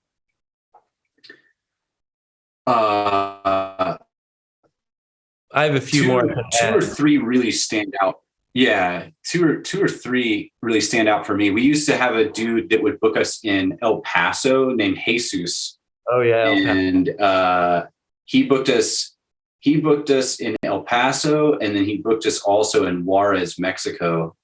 And that was like a big step for us because that was like our first like international date that we ever played. Yeah, and cool. and that was like, Juarez was really sketchy then. Luckily, not nearly as sketchy as it became later on, but it was pretty gnarly. But we felt like rock stars because it was like, we were like an American band, and people wanted to get their pictures taken with us and stuff like that. So it was really nice and good show. Cool. And then the show in El Paso, the second time around, we got paid $650, which back then we were like, man, we don't have to worry about gas for like 4 days, which is awesome. But that show was super fun, and it was packed. I don't know how he was able to pull that many people out. It had to have been at least 300 people on like a Wednesday or something, nothing crazy. And I do remember, I thought it would be really cool to use black guitar strings for like a second. And so but they didn't tell me that it's paint. So when I was playing, a fleck of the paint shot directly in my eye, and I had to play half the set with like this excruciating eye pain. So I probably looked really angry on that day. That was a good show. But I think the one that stands out the most for me is, Aaron's originally from Dayton. And so he had like a whole crew of dudes that he used to play music with and stuff up in Dayton. And Dayton's not that far from Cincinnati. And we used to have this dude named Tommy book our shows in Cincinnati. And he used to book us at this old movie theater called the Parkland Theater out in the burbs of Cincinnati. And it was like a really big deal because it was the first time Aaron had been back playing music with a band for his old, bandmates and collaborators. And I remember we were just really hyped up about it. And I think the Heartland played that show. If not sick. The second time, if they didn't play the first time, they definitely played the second time. Post Office Gals played, and Great Redneck Hope also was a part of one of the two times we played there. Anyway, Aaron was really nervous and hyped up, which is his normal state of being back in those days. And there was this like fire escape exit, and all the people were outside, you know, like smoking or just like waiting for us to play. And he went out and told everyone to get inside. It's time to go. Mostly looking for my friends, just making sure like they saw we were about to go on. And in his haste, he slammed that door so fucking hard, and his thumb was caught in between the door and split his thumbnail completely down the center, just oozing blood, like just like an unreal amount. And we were just like, we both looked and we were just like, what are we gonna do? Like, oh my God, like we're just about to like go on stage. Yeah, like it almost cut his finger off. I mean, that's how hard he slammed it. Jesus Christ. And you have to like really like yank it shut for it to close also. And so naturally, Aaron, being the madman that he is, just fucking put like I think a ripped up t-shirt and then duct taped it around the thumb. So it was like this cartoon balloon thumb trying to hold the sticks. And by the end of the set, his entire drum kit was just covered in blood. And I think we really made a mark on the Cincinnati scene with that performance.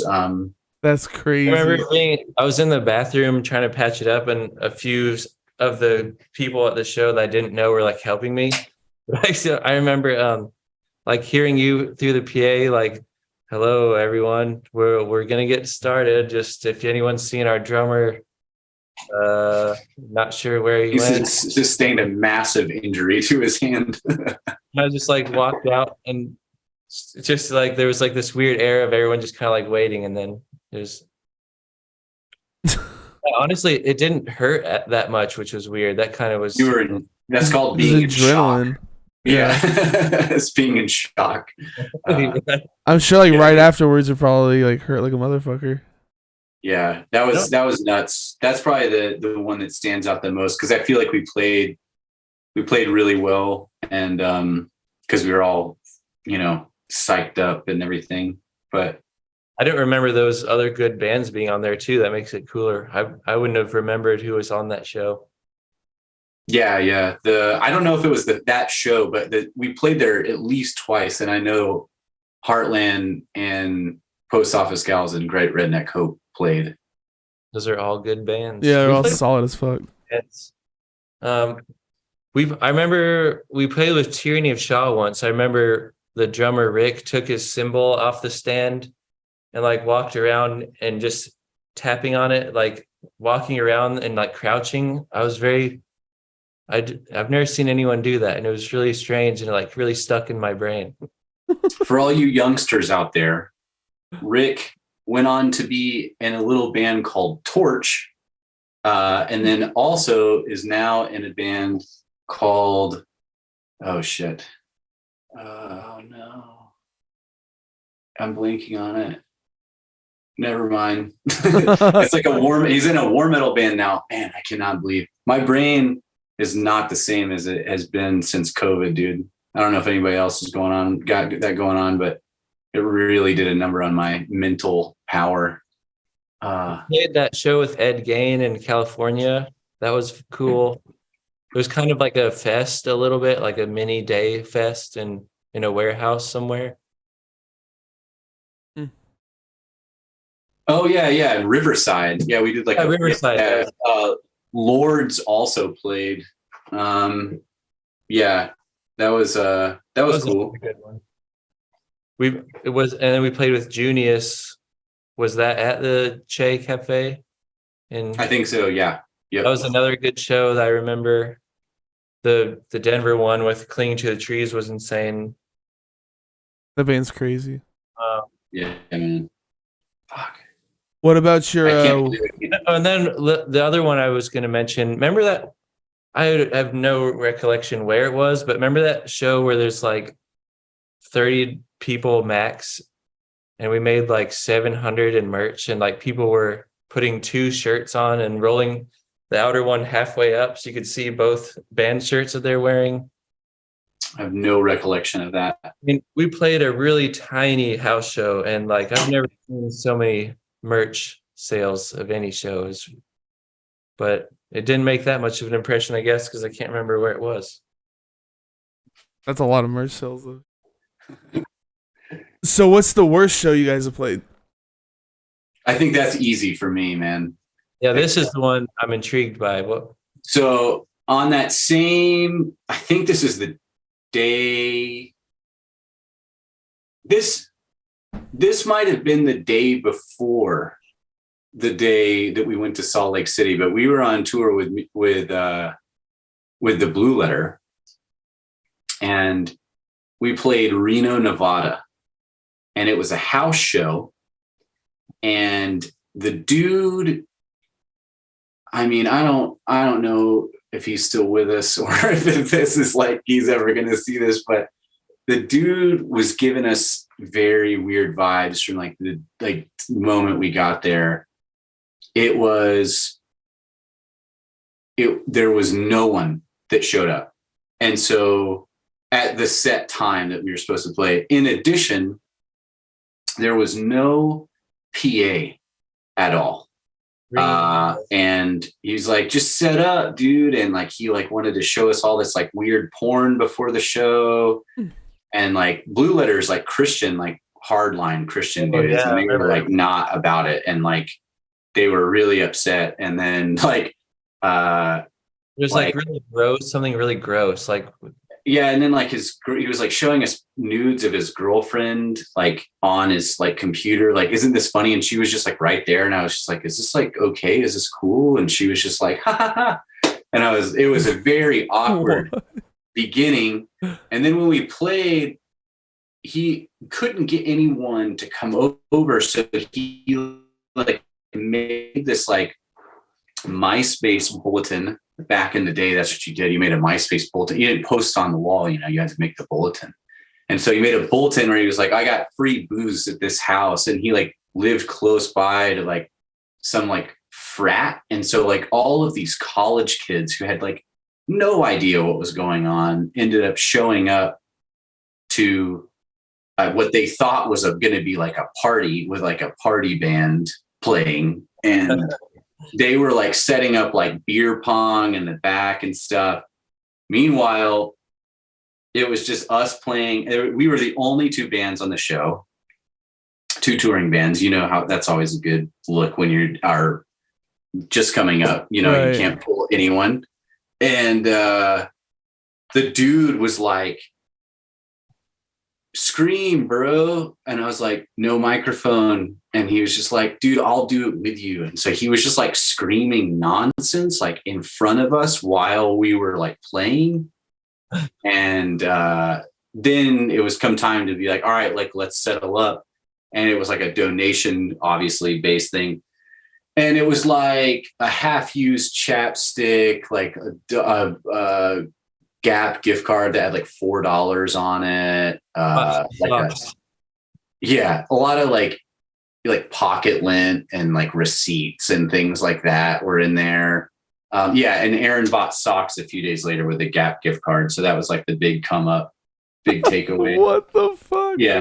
A new pair of socks are, Yeah. By far the worst one that we played. That's crazy, dude. That one has like, we played a lot of times where it was like, oh, nobody's fucking here. We're just playing for nobody. But I mean, that one was at least to like a resemblance of a crowd that really just didn't want to be there. So how did you get it set up? Did he like contact you through MySpace or whatever? I contacted him, and he was like a huge fan, I guess. I mean, he was really stoked to have us. He wanted to hang out. He was like, come early, like, dude, we'll hang out all day. And I don't know. I mean, we got there when we got there mid-afternoon, and I mean, I just remember like sleazing around. He had like a nice enough house or whatever, but it was just like, it was just a very weird vibe. I just can't believe the audacity. I mean, he was a weird guy, but like the audacity to be like, present us with this like mixing bowl full of trash and just being like, here you go, payment for your 8-hour drive or whatever. it was a good day, man. That's crazy. Were any of the frat guys in it? Like, did they like your music?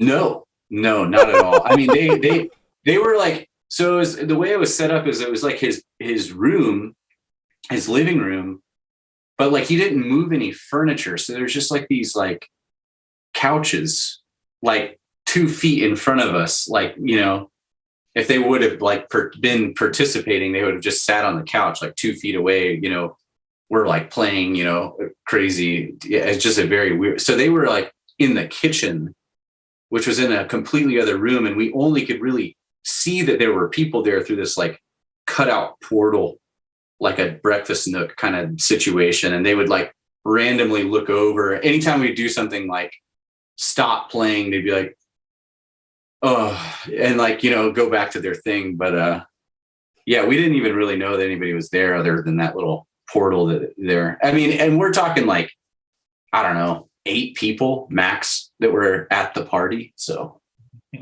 that is wild, dude. What the fuck? Yeah, it was fucked up. That's one of the weirdest stories I think I've ever heard. Holy shit. Yeah, it's you might have like taken the cake right there, man. Yeah, it fucking sucked, dude. It was crazy. And Blue Letter, I mean, for people who don't know, man, like we had some gear, you know, but Blue Letter fucking rolled out. Like they were like they should have been like a stage band every night with the amount of gear that they had. Like craziest pedal board, like 7-foot long pedal board, 3 full stacks, 2 bass stacks, fucking light show, all this stuff in this. I mean, and they pulled it all out and played like their full set for those kids, and like they screamed out into without microphones, and like I can't believe they did it, to be honest. I thought they would have just played like 2 songs or something, but they showed up and played the whole thing to literally us. So, I mean, I guess I should be honored in that regard, but so that's crazy. Yeah, dude. I'm trying to think if there's any other ones. A lot of the weird stories shoot off from terrible shows, but then the sleeping situation is really where the story is. But let's hear 'em.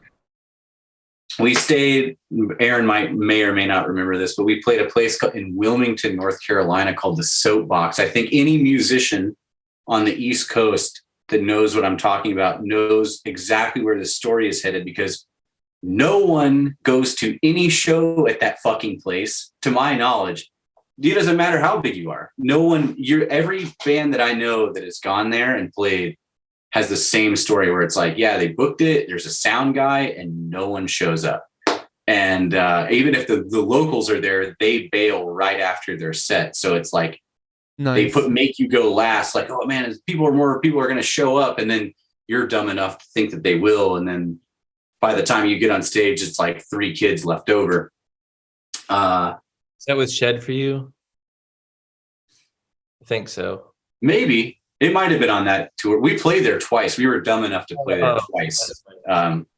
We played the big room, which is like probably like a 600 cat room, which is like just so stupid. I mean, to 3 people. And then they had like a downstairs. It's a great concept, but I just don't think people live there or give a shit, because it's like a beach community, and like beach towns are always super weird. I mean, Corpus Christi, as you know, I mean, that's a super fucking weird town. Anyway, it was like this thing, I think it was the second time we played there. Everybody, it was like, you could feel it in the air. We used to be like totally shameless and be like, hey, we're dirty and young and gross and broke, and can we stay at your house, please? We just want to sleep somewhere. We can't afford a hotel.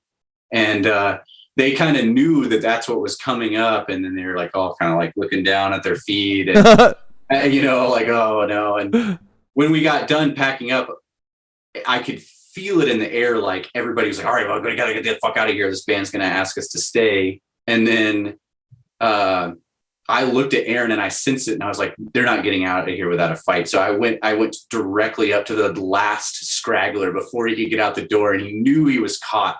And I was like, yo, bro, like, you think we could stay at your place or know anywhere we could stay? And he was like, it just like the last shred of like, I'm a musician, I've been in your shoes, like, okay, yeah, you can come stay at my place. And he was like, but he would kept being like, my place is super small, guys, super small. Like, don't judge me, man. Like it's just me. It's hard out here. It's very small.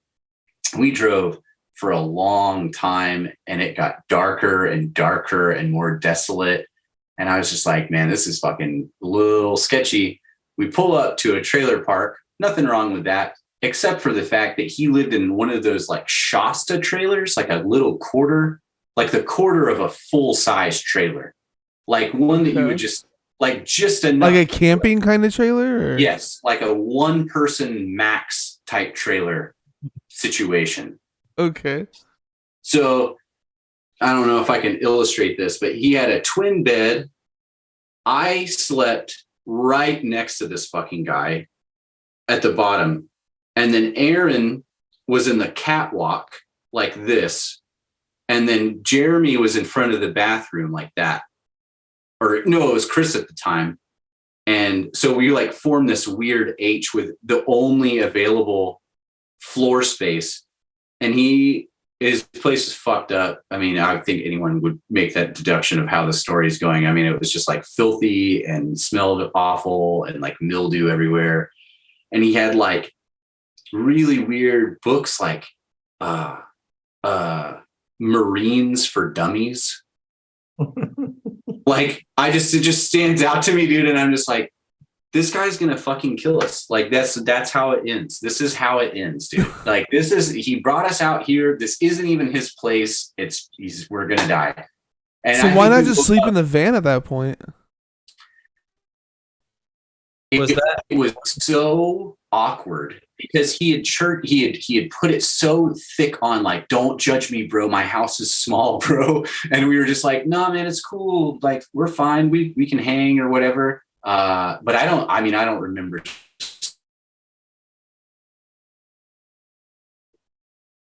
Might actually be gone this time. In the morning, I was like, Aaron, get the fuck out of here. We gotta get the fuck out of here, dude. We just gotta go. And the dude kind of like roused awake. I was like, thanks, man. Bye. And just bailed. But he was just kind of like, had this like, I don't know. That was a very bad situation. That was a horrible show. Terrible sleep situation. Do you remember that, Aaron? Yeah, I mean, it took me a while. Halfway through the story, I recalled. Yeah, that shit sucked, dude. That was a bad time. We did a very cool sleep situation. We played somewhere in northern Florida, and it was like, it's always a good sign when it's like not somebody who's at the show and they're like, my friend who's not here can put you up somewhere. And so it was like a game of telephone, like 3 people that were not even affiliated with the show at all or knew anything about us. And it was somebody's mom's like house, but they had this like whole spread of like built out buildings. And they had a fucking dojo for like karate and shit. What?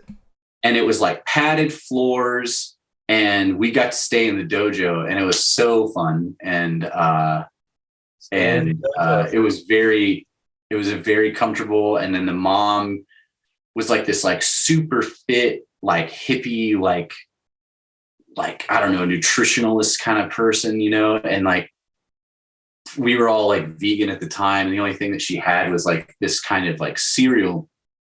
We didn't really think anything about it.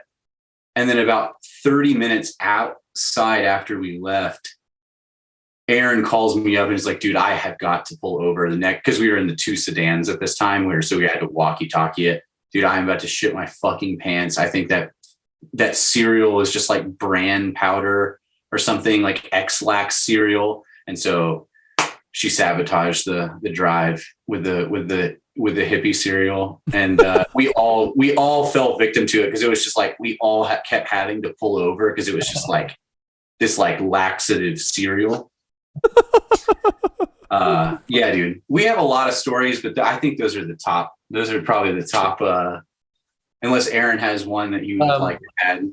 Remember when we played at Masquerade in Heaven, and that Loose Change band got added to it? That was fucked up. Yeah, that was a really bad show. Yeah, I do remember that. There's a 3-venue place called the Masquerade. They have a big, a small, and medium. So we're playing like the small one, and then like very soon, it may have even been day of. They're like, hey, the show's combined now with a bigger show up in Heaven, so you're at the big venue now. So they just like combined 2 shows, and that sounded cool at first. But the band that they added on was, I think they were called Loose Change, but it was like it's definitely Loose Change. Yep. It's like a family friendly, like hype worship music, like world instrument, like like a fucking djembe and like they had xylophone, like every fucking thing up there, like 30 fucking members up there, and they packed that motherfucker. Like the Masquerade is not small, and they brought their whole fucking congregation. We were like, this is going to be sick, dude. Like, even if only a quarter of these people, it's like a big show for us. And they all bailed directly after. Yeah, so they were the opener. So I mean, they had like 600-700. Oh, they were the opener. What the fuck? They should have been dude. the closer. That's so opened. crazy. There's like 600-700 people. The first weird thing was like I saw some grandparents with a stroller go by, and I was like, oh wait, what kind of fan base is this? This is strange. I see like a lot of adults and clean cut people, and then they played, and like multiple lead singers with like cordless headset microphones, and like getting everyone pumped up, like, all right, come on, everyone get on your feet, let's go, like doing like 90s hip hop dances and stuff. And they play their show, and I've never seen that many people just disappear that quickly. Yeah, it was like the Exodus for real, dude. And so now it's just an empty 1,000-cap venue, completely empty except the band's playing. There wasn't anybody there for y'all? No. I mean, our boys, like the 6 people that rode with us from Loganville out there. Well, the friends we brought, and then the other the hostages that we had brought with us. And then we just all played our sets to each other at this gargantuan venue. Was the world band sick? Like, did they sound good? No, dude. No. And I fuck with world music. Don't get me wrong. I get down. My dad's like big into Yanni and shit. And I'll get down on that. But like, they fucking sucked. That was like a terrible rendition of that genre. What was their name again? Loose Change. Loose Change. I'm ready. If you can find any remnant of this, I'm gonna be very surprised. But that shit did happen. Atlanta historian himself, I can't remember his name off the top of my head. He booked the show. He knows what he did. We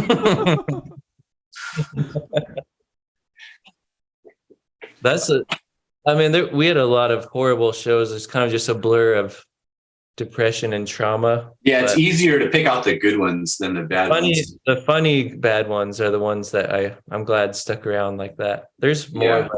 I'm notoriously bad. I forget a lot of stuff, so I got you on the same way. That's why I was glad Blake was on this one, because he's gonna like remember stuff that I forgot.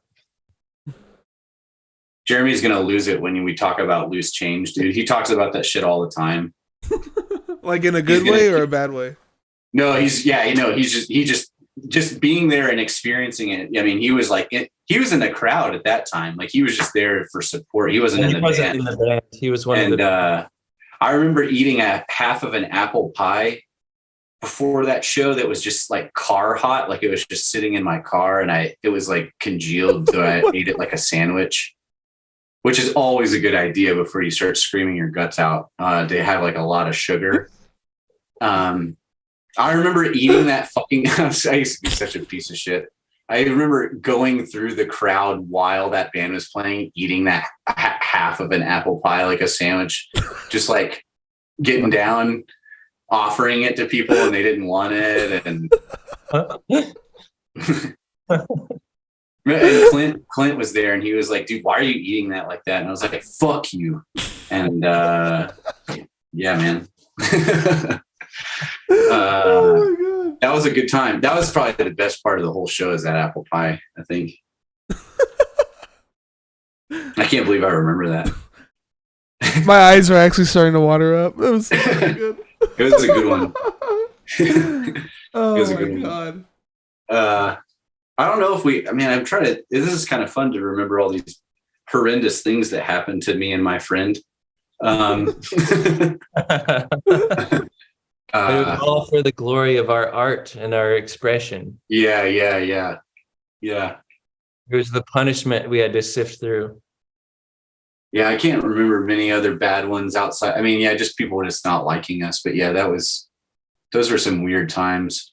Yeah, we were not liked, not very well received. Like the default was definitely not even hostility, just like condescending, Confusion. like, make fun. We were like the butt of the joke. I remember we played, going back to our pre-conversation, we played a place that if I was there now, I'd be like so fucking stoked to play. But there used to be a place in Arizona called Metal Devastation. And it was That's like a brutal fucking name. Holy shit. Yeah. There's a record store up front that was like very sick, and they had like bootleg, like black metal bootlegs and shit like that up front. And then they had a really nice sized venue in the back. And we didn't have anybody to play with. Like every time we would play, it was like deathcore or metalcore or some shit that just didn't make sense, and we would always bum people out. I guess they just didn't know about like screamo, because I feel like screamo bands probably would have been the best like fit for us to play with, or noise bands or something. But I remember it was like not a horseshoe. It was just everybody that had the decency to be indoors was like leaning on the back wall, just like already like, just like get it over with. And then this one dude came in right as we were about to, like, as I said to you, like, where me and him call it us or whatever. And he just yells over us, "Hey man, do you guys have breakdowns?" And I go, "No, man." And he goes, "All right." And he just walked right out. What you do? You do? What are you talking about? Peter Jennings, I'm telling you. I know what he wanted. Don't play into his hand like that. See, that's. I just don't think we were going to deliver. We didn't have the 55 mile an hour camo's my favorite color, style breakdowns, bury your dead, We didn't want him hearing our breakdowns. He wasn't worthy. Yeah. Gotcha. Yeah, that was those. Yeah, I think those are probably the worst of the worst. But dude, Loose Change, man, I blocked that shit out of my memory. But thanks for reconnecting those synapses for me. All the bands we toured with were good, but it was mostly the locals we'd get put on with. I was so sick, just so sick of any sort of screaming music nearing the end. I guess not the screaming really, but just nothing was cool sounding. It was just like it was indistinguishable. Oh, I'll tell a story I'll tell one last story. I know we're probably getting close to wrapping her up here, but there was a story. This is peak pettiness, I think, in the me and him days. We were really fucking angsty back in the day. I'll probably get in actual trouble for telling this story, but fuck it. But I wonder if Aaron is one connecting the dots on what I'm about to tell. So we I don't know. It was somewhere in Texas, your home state, and there was a time when this is the second. This is why this happened. This is the second time this particular instance happened on that tour, where we had a show booked for months. And then another tour package got us kicked off of that date. Oh, fuck. That's so messed up. Instead of just being like, oh, you guys can just hop on. Like Right. we'll just make it a bigger show. And we kind of beefed with this band very, very small time, like just very, I mean, it was so petty, and like, you know, they probably didn't even give a shit about us because they were bigger than us. But the tour package was Job for a Cowboy and some other band and Arsonists Get All the Girls. And they got our show canceled. And I know that Arsonists knew who we were. I know it for a fact. And they didn't like try to help us get on the show. And I think we were on tour with Destroyer at this point in time. Oh, that would have been a fucking cool show, man. Right. Yeah. It would have. It totally makes sense to just combine the shows. Like, we'll fucking play first. We'll play at 4:00. I don't care. Just, I don't want to like drive for no reason.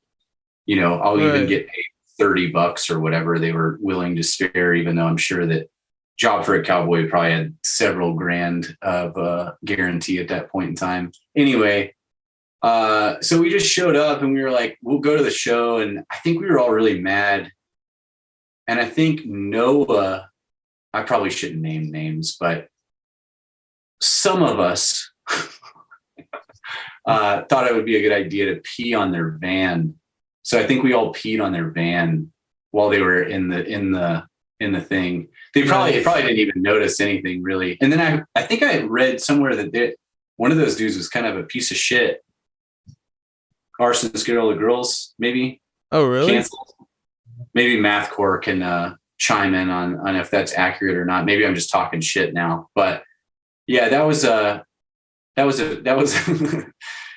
a bad show because it never happened. But we peed on their tires, I think, being really petty and dumb and young. But who knows? I think I remember. Sorry, Aaron. Do you remember that? I do now. Sorry, Aaron. I probably should have just left that one be in the archives, but I got ahead of myself, maybe. Carry on Shellac in chat says that was a good idea. Those bands sucked. Well, thanks, guy, dude, person. I thought you were was it the Almost? Remember them? Didn't that show? They also got us kicked off a show. That was another instance where that was the first time. Who the heck is the Almost? That was Gross Gillespie. Gillespie's other band. The drummer from Under Oath's pop punk band. I don't think it was our idea, to be completely fair. I'm going to say that Destroyer was at the helm of that endeavor. We'll just say that. Blame it on somebody else. I gotcha. Yeah. We were good. We didn't really want to, and they pressured us into it or something. Right. So you guys. Remember when we played with Handshake Murders with Destroyer? That was a good show in Oklahoma. That show was amazing. Handshake Murders fucking rules, dude. Yeah, that was an amazing show. Every show with Destroyer was amazing, man. I mean, that was just like, we clung to them. Yeah, they were just, I mean, that's like the gold standard for that time period. I just think that I don't think anybody came close. They did it the best. Yeah. Jamie, fucking R.I.P. You know, probably one of my only close friends I've ever had in my life. I mean, just like unbelievable amount of musicianship, creativity, showmanship. I mean, anybody who's seen them play is going to back me up on that. I mean, it's just like untoppable in my opinion. It's just like the best one. I'm glad there's footage of us with them in New York, the Grind the Scene DVD. Yeah, dude. That was like peak. I think that was our band at its live peak. So I'm glad that was documented. But they were so good that night, and That was one of the best shows we played too, for sure. That time then Bender bailed on us in Loganville, and we had to do it at my parents' house. Oh yeah, we did a house show at Blake's house, and that was one of our best shows too. The one time my parents were out of town. Oh, I was gonna say they were cool with you playing at the house. No, dude, no. That was I had to hold on to that one for like probably like 10 fucking years because my parents would have been like still pissed off about it. But we had like 200 people in that basement. Holy shit! Yeah, I mean, man, we made this like bulletin on MySpace the day of, and we're like, it's going to be at this address. I was like, if you are a kid and you are young, like you can't drive yourself, like tell your parents there's not going to be like adult supervision. Like I can't have that kind of liability.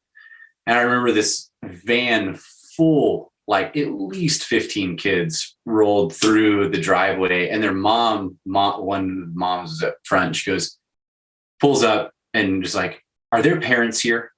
And I go, absolutely not. And she goes, okay, then. And as she just blitzed and rolled up the window, but as she was going, all of those kids were like, no, like, and it was just like the window just and like to cut them off. It was so funny. But yeah, dude, that was we played with some other Loganville bands.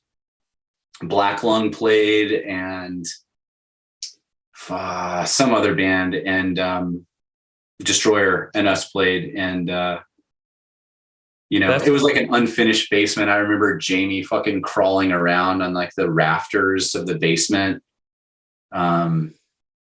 Just blowing kids' minds, dude. He's just like they'd never seen anything like that before. Amazing. That's the show.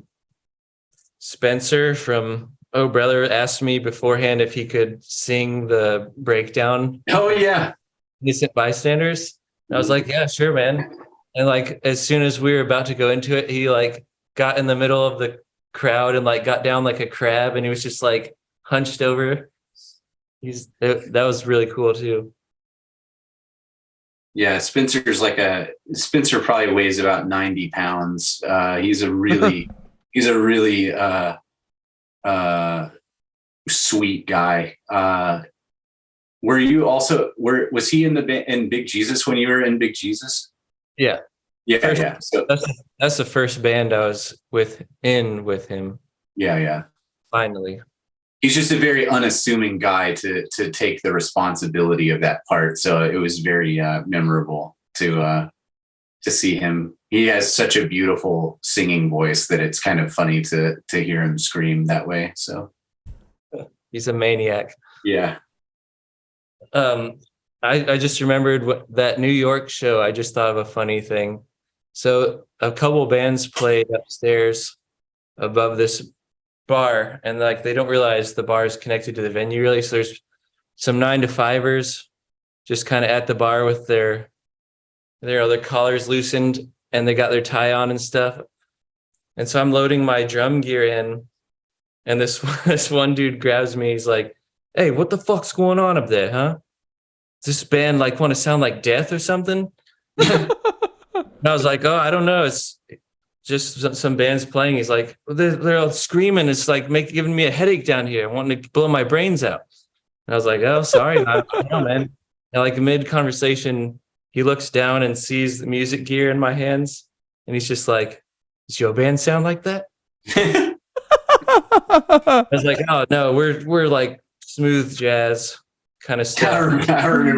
I remember you saying. I remember standing right there and hearing you say that shit. That just came right back to me. And he's like, "Oh, okay, well, tell the band to come down and see me after the show. I'm gonna crack the holes open." Like, yeah, I'll do that. Fucking Jamie had like that shotgun blast haircut and like bleach blonde steps in his bangs and shit. I'm like, yeah, you're definitely gonna want to meet this dude when he comes down the stairs, literally drenched in. I've never seen a sweatier person. His shit would be tie-dyed but by like day 3, his clothes would be tie-dyed with salt from how much he would sweat. It was disgusting. As a man that That's sweats just- a that lot, just- like I can totally relate to that. So Yeah, man. He sweat a lot. He just put so much into it, man. If you guys don't know, me and Aaron really love Destroyer. I can tell. Yeah. Fucking best dudes, best band. We toured Awesome. with them twice. Both of them were just the best. Then I remember they got signed. Fine. I mean, no band deserved it more.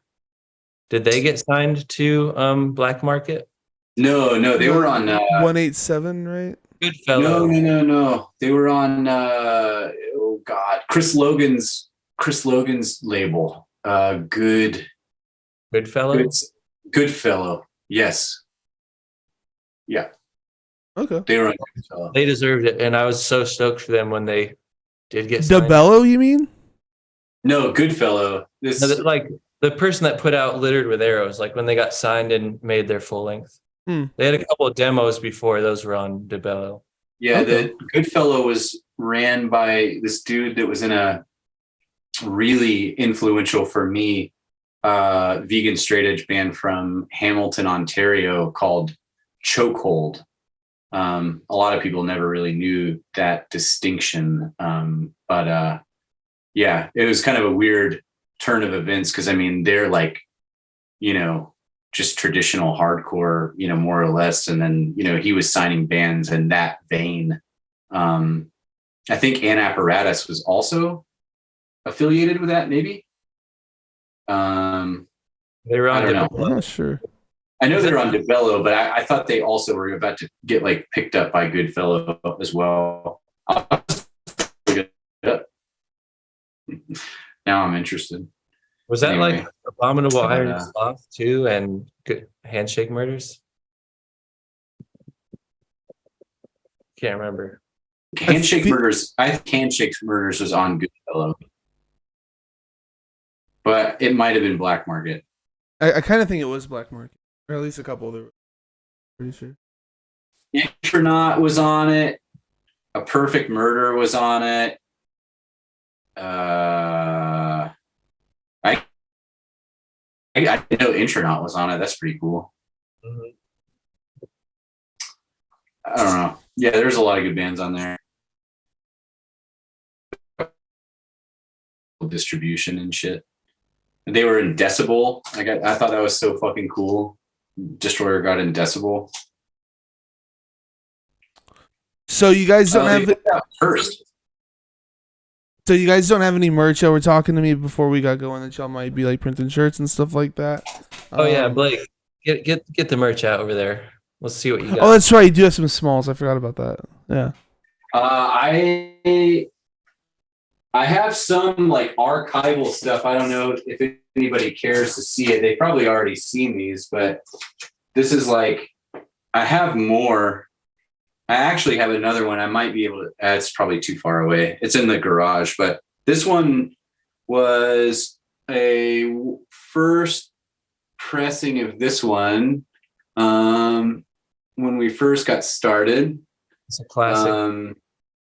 Yeah, classic. And then this one was later on. We sold a lot of those. Yeah. But Those yeah, are sick designs. I like those. yeah. It was. We had a dude in Atlanta that was like our printer, our merch printer. He was really good at Photoshop. He was actually in a band called Power and the Glory that was on Death Wish. His name's Kin24. He did our printing and did some design work for us. Actually, a lot of the designs were his. And but yeah, I do have some smalls and some youth larges and some youth mediums available from yesteryear. The demand for youth mediums was insane. It was crazy. Yeah. Really, that's we so keep funny. it flying off the shelves. Those are the only two designs that I have available here, but those we have some other ones. I tried to sell them a few years ago on MySpace Revival page on Facebook, but everybody's like too fat now, can't fit. And I'm like, I hear you, me too. So we'll probably make some shirts at some point. We got to make some more. Oh yeah. So one day. Let's wrap this up with your current album of the year. You go first, Aaron. Yeah. Well, I'm not going to have one. Dang.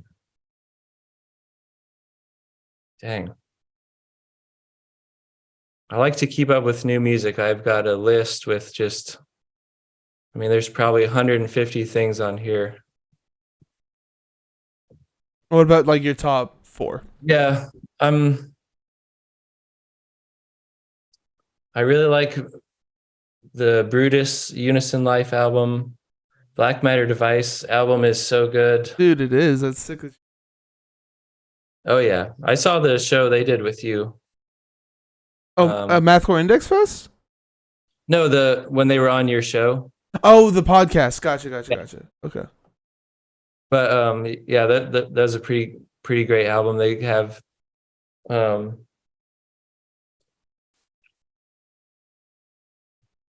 Sawtooth Granite's a new album. Miko Ziggurat is really good.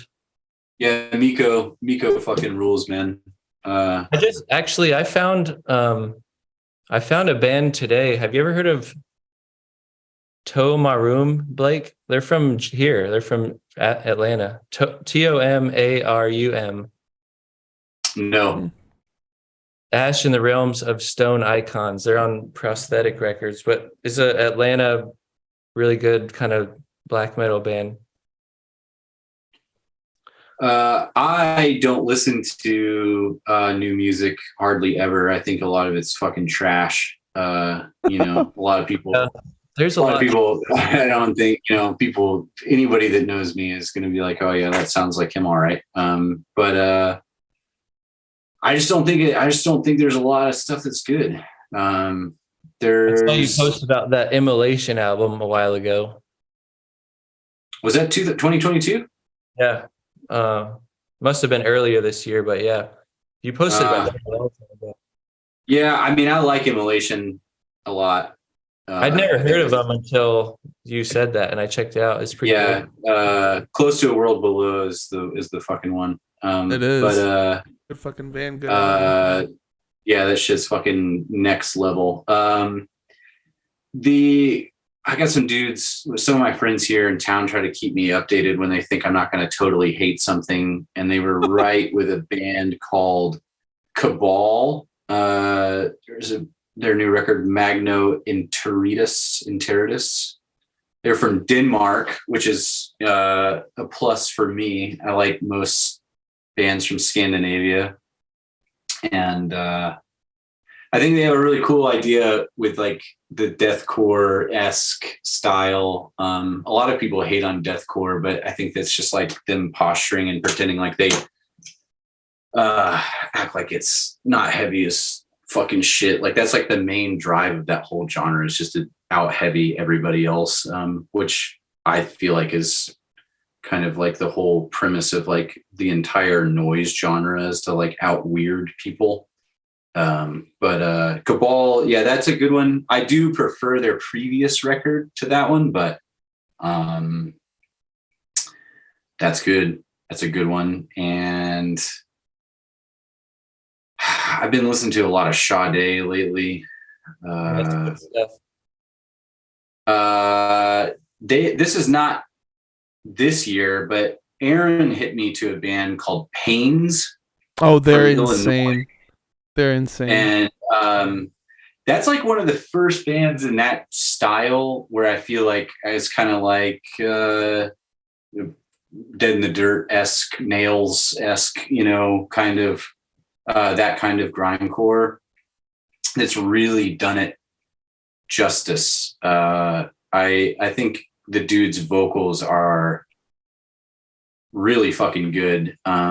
I was actually surprised. I listened to them a lot, and then I looked them up, and I was like, "Oh, that's who's doing that." It just didn't really line up with the vision in my head of what that dude would look like, which made me like them more. Actually, it's the same thing with Cabal. That guy's vocals are insane, and he's just like this like bleach blonde, skinny guy, but he just sounds like a monster. I got to see Pains live. I had no idea what I was getting into, and they just like blew me away. They're fucking insane. Oh yeah, I mean, any band that can sound like that as a 3-piece has got my mark of approval. And then I really don't listen to a lot of heavy music. I'm a pretty harsh critic on that. But another heavy band that released a record this year, which I'm a supreme supporter of, is a band called Hierophant from Italy. Northern Italy. Full disclosure, they're friends of mine, so they're kind of a shoo-in. But I think that the direction they took on this recent record is really fucking good. It's very primitive. Bass drum is like all you can hear pretty much the entire time on the record, which is awesome because then it's like an inadvertent noise record. But lo-fi, death metal, war metal. Some good shit. Here's a question for y'all. Aaron, I know you're paying attention to it a little bit, but what do y'all think of the current mathcore scene? I don't know a lot of it. So, but yeah, what I've heard is cool. There's so many bands, it's kind of hard to keep up with, but I try my best to at least find anything that I can think of to check out. And I think it's good. It's better than it's ever been, I'd say. Besides Black Matter Device, what are some of the other bands that you're like into right now? The only band that I know of that's doing that shit now that I'm into is a band from the UK called Sectioned. Oh yeah, that's Frontier also. Pedram that's in Section, he does Frontier too. Well, I listen to Frontier. I gotta say it's not my favorite thing, but Section is like the most. I can't tell you the last time I've heard. I mean, since Pains, it's been that long since I've heard somebody like really fucking get my attention and be like, it's so actually angry, which is like something that I feel in like, any sort of heavy music is supremely lacking. A lot of it just feels like posturing or not authentic. And yeah, Sectioned, I reached out to them and they never responded, but that's okay. But I was just like sick that it's just fucking like unrelenting, dude. I the mix of the record, composition, all of it checks all the boxes for me. Oh, also a young band that deserves a shout out from Nashville. I think a band called Knoll. Oh man, yeah. I was about to mention that one too. Yeah, I wouldn't consider that like mathcore per se. It's more like death grind, I guess. But yeah, unless it's like we're going to start saying that Portal is also mathcore, but no, those dudes, that's probably one of the only recent records that I've actually vibed with. Great. Also tried to reach out to them, no response, but that's like a cinematic album. Yeah, it's really good. I kind of lose sense of like balance or when I listen to it or something. I don't know what it is, but yeah. What about you, Aaron? There's I guess it's kind of branching out also. Like there's two bands on your label, Profound Lore, the Avaturn band, the Ailing Facade album, and then Cosmic Putrefaction. Oh yeah, Gabriele, yeah. Dude, those are both. That's my boy, dude. Is he? Oh, sweet. Yeah, he's a fucking madman. He put out a fucking black metal band called The Clearing Path when he was like 15 years old, and it's better than like half the shit that ever came out. I mean, it's just like he's a total madman. Yeah, he's got a lot of great ideas. I mean, the new Gospel is good. New It City is. of Caterpillar. Those are both. It's great having them back.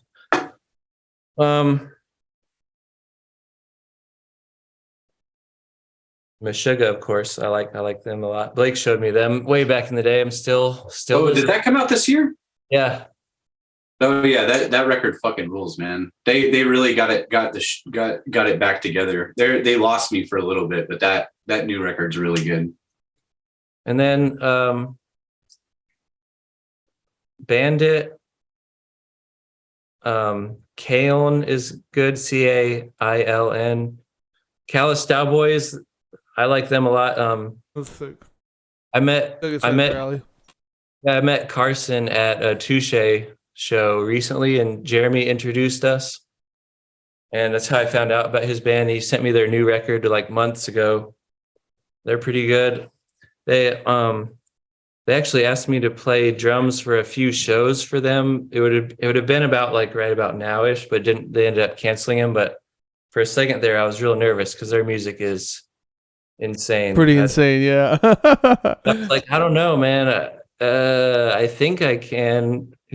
That would have been sick, Dude, though, man. dude, you'll be fine. You can play it. I'm like, I could. Like, I haven't played like that since 07. Mm-hmm.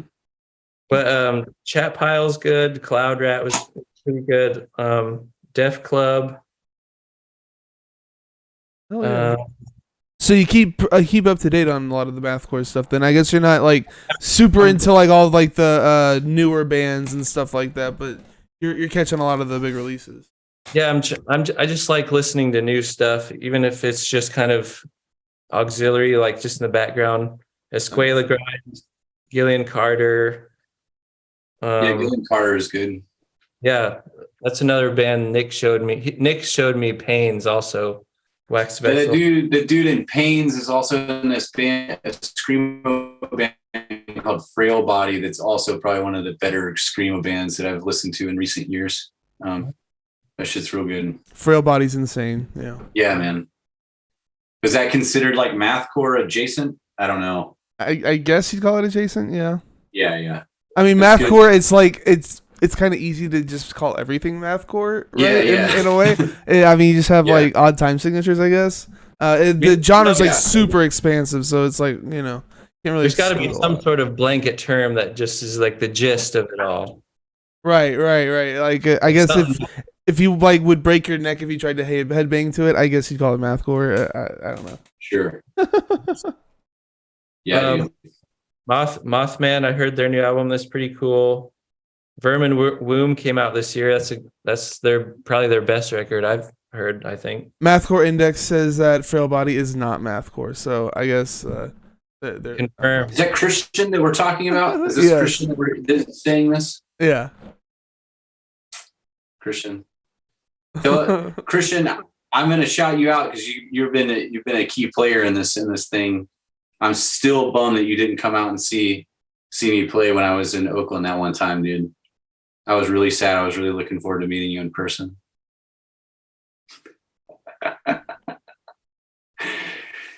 We'll see if he chimes back in on that one. Mathcore Index is fucking cool, man. I will say I really appreciate Mathcore Index and Christian specifically for supporting my endeavors post me and him.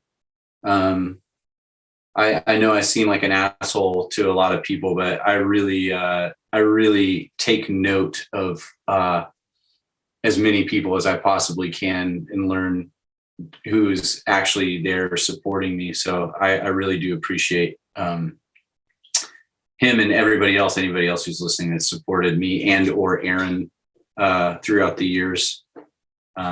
He says that he knows he fucked up. Yeah, man. We played fucking good too. I think I remember. I don't remember which day that was, but yeah, he's been pretty beneficial. Oh yeah, I mean, a lot of us wouldn't have careers if he hadn't done Mathcore Index. So like, yeah, man, it's very cool. Big deal. It's very cool. Blind Hole is a masterpiece. Appreciate it, Aaron. So one last question, just to like, confirm or deny whatever. Is there any chance you guys would ever reunite? Is that a firm no, or is it like a possibility?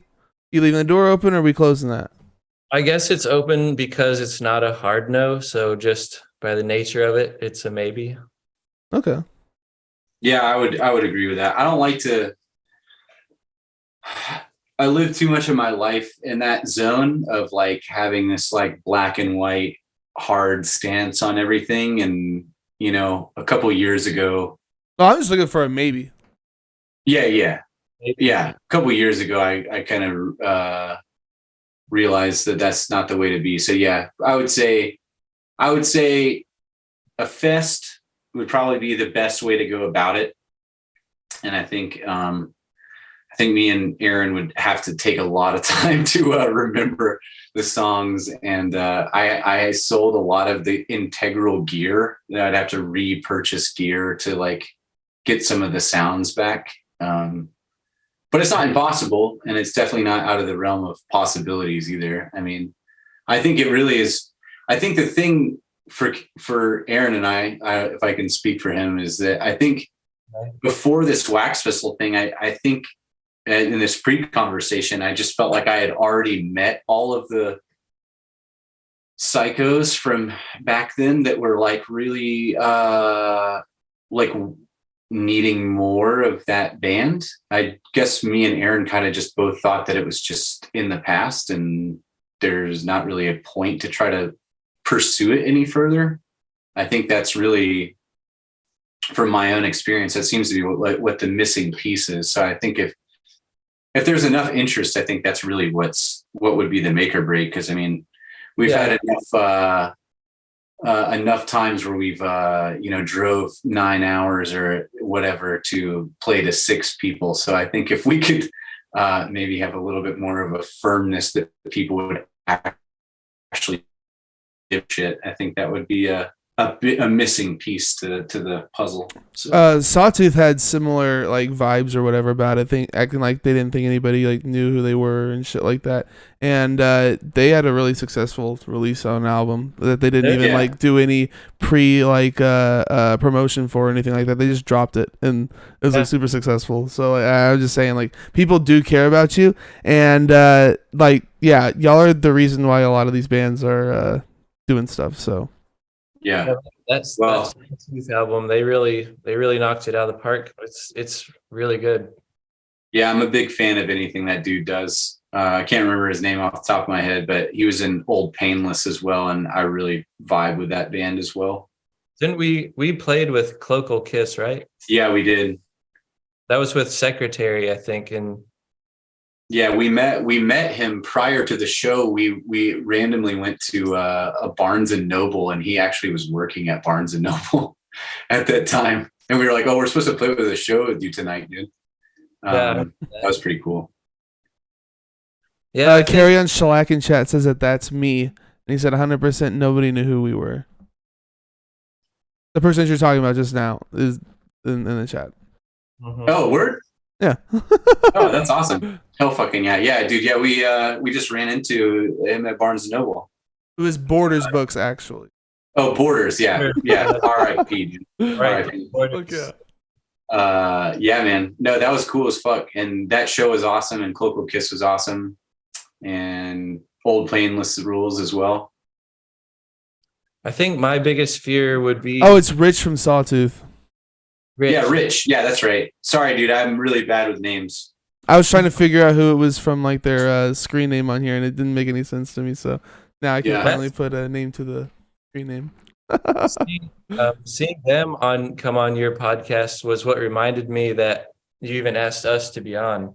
Right. No, it was you responded to my message, and because I sent y'all a message back in 2020, like a long fucking time ago, trying to get like older bands on or whatever. And then you sent me this message, be like, "Hey, I think the guitarist is down. We'll totally be ready. We'll be good to go." And it was like 2 years ago. I sent you the message. I was like, "What the fuck?" Yeah, time goes by real quick for me, so things take a while. And I I don't think Blake even knows that, but The funny thing is, if that message was sent to me, the exact same turn of events would have ensued. So it would have been 2 years for me to I respond. didn't even bother telling Blake. But yeah, the email I was responding to was from 2020. I saw Sawtooth was back, and then I saw them doing this, and I was like, oh, that name, Cast Ends Creation, that sounds familiar. And I like went and found the email, and I was like, I wonder. Yeah, I guess maybe I should actually like ask Blake if he wants to, and he's just like, yeah, sure, let's do it. Yeah, this is actually my first podcast, dude. I've always been jealous that all my boys do them, and I'm actually pretty honored, man. This has been a lot of fun. I can cross it off my list. I get to do one. I think I think it's better that we did it now. I think it worked out for the best.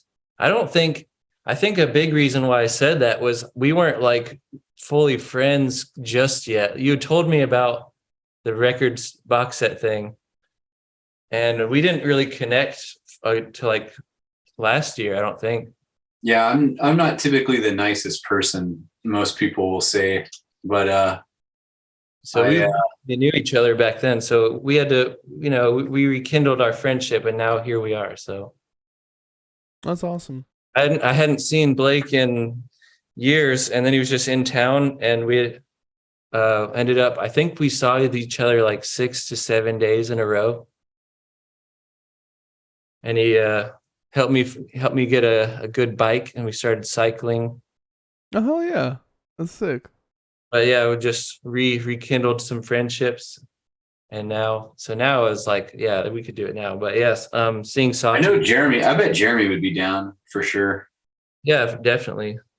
Jeremy and Aaron both have me and him call us tattoos, and I'm the only one that doesn't. So I think they're probably just waiting on me to say let's go. So yeah. When are you getting your tattoo? Yeah, show it. Nice. It just looked like. There we go. There you go. Only tattoo. Yeah. Yeah, dude. I think my biggest fear. Yeah, is that your only tattoo? Yeah, it's still. Oh yeah. My biggest fear about reuniting would be that it would be like embarrassing, and we would just like fail and be like, oh, it absolutely would not. It would not fail. I guarantee you. Well, like a lot, like people will say, like, you guys should come back. It's great, and it's like one person, and then another person says it. That's just a couple people, but like the actual reality of. I don't think you understand how far your music has reached, like with the internet or whatever. Like your shit's incredibly influential, and it's like all over the place. So don't think that y'all are small. You're not. I would feel real dumb if, I don't know. I'm just overanalyzing it, I think. Yeah, I mean, I think if Christian's on board, I mean, I would trust him to put on a good show, a decent show. Like y'all could have absolutely headlined Mathcore Index Fest, and it would have been fucking amazing. Dude, I don't know about headlining. No, bro. like 100% you could have done that. It would have been that's so like, fucking that's scary. high. Maybe people would have flown support. out to see you guys, guaranteed. We'll do direct support. I don't think we're headline material. You could. But anyway, we've been here have to get a heavy hitter. Sorry. We've been here for almost 3 hours. Feel like about time to start wrapping things up. I didn't realize it was that long. No, it's been fun. It's been fun the whole time. Like I'm just feel like 3 hours is a long time. It's been Thanks for inviting us on 2 years ago. Sorry, just got around to it, but yeah, this was awesome. You got a good show, and I'm definitely gonna check your band out. Hey, you should be. Let me know what you think. Is there anything that you guys want to say before you head on out? The main thing is I go to our band camp because I made everything free. So as of today, it's all free. Just take it. Alrighty. I just want to say,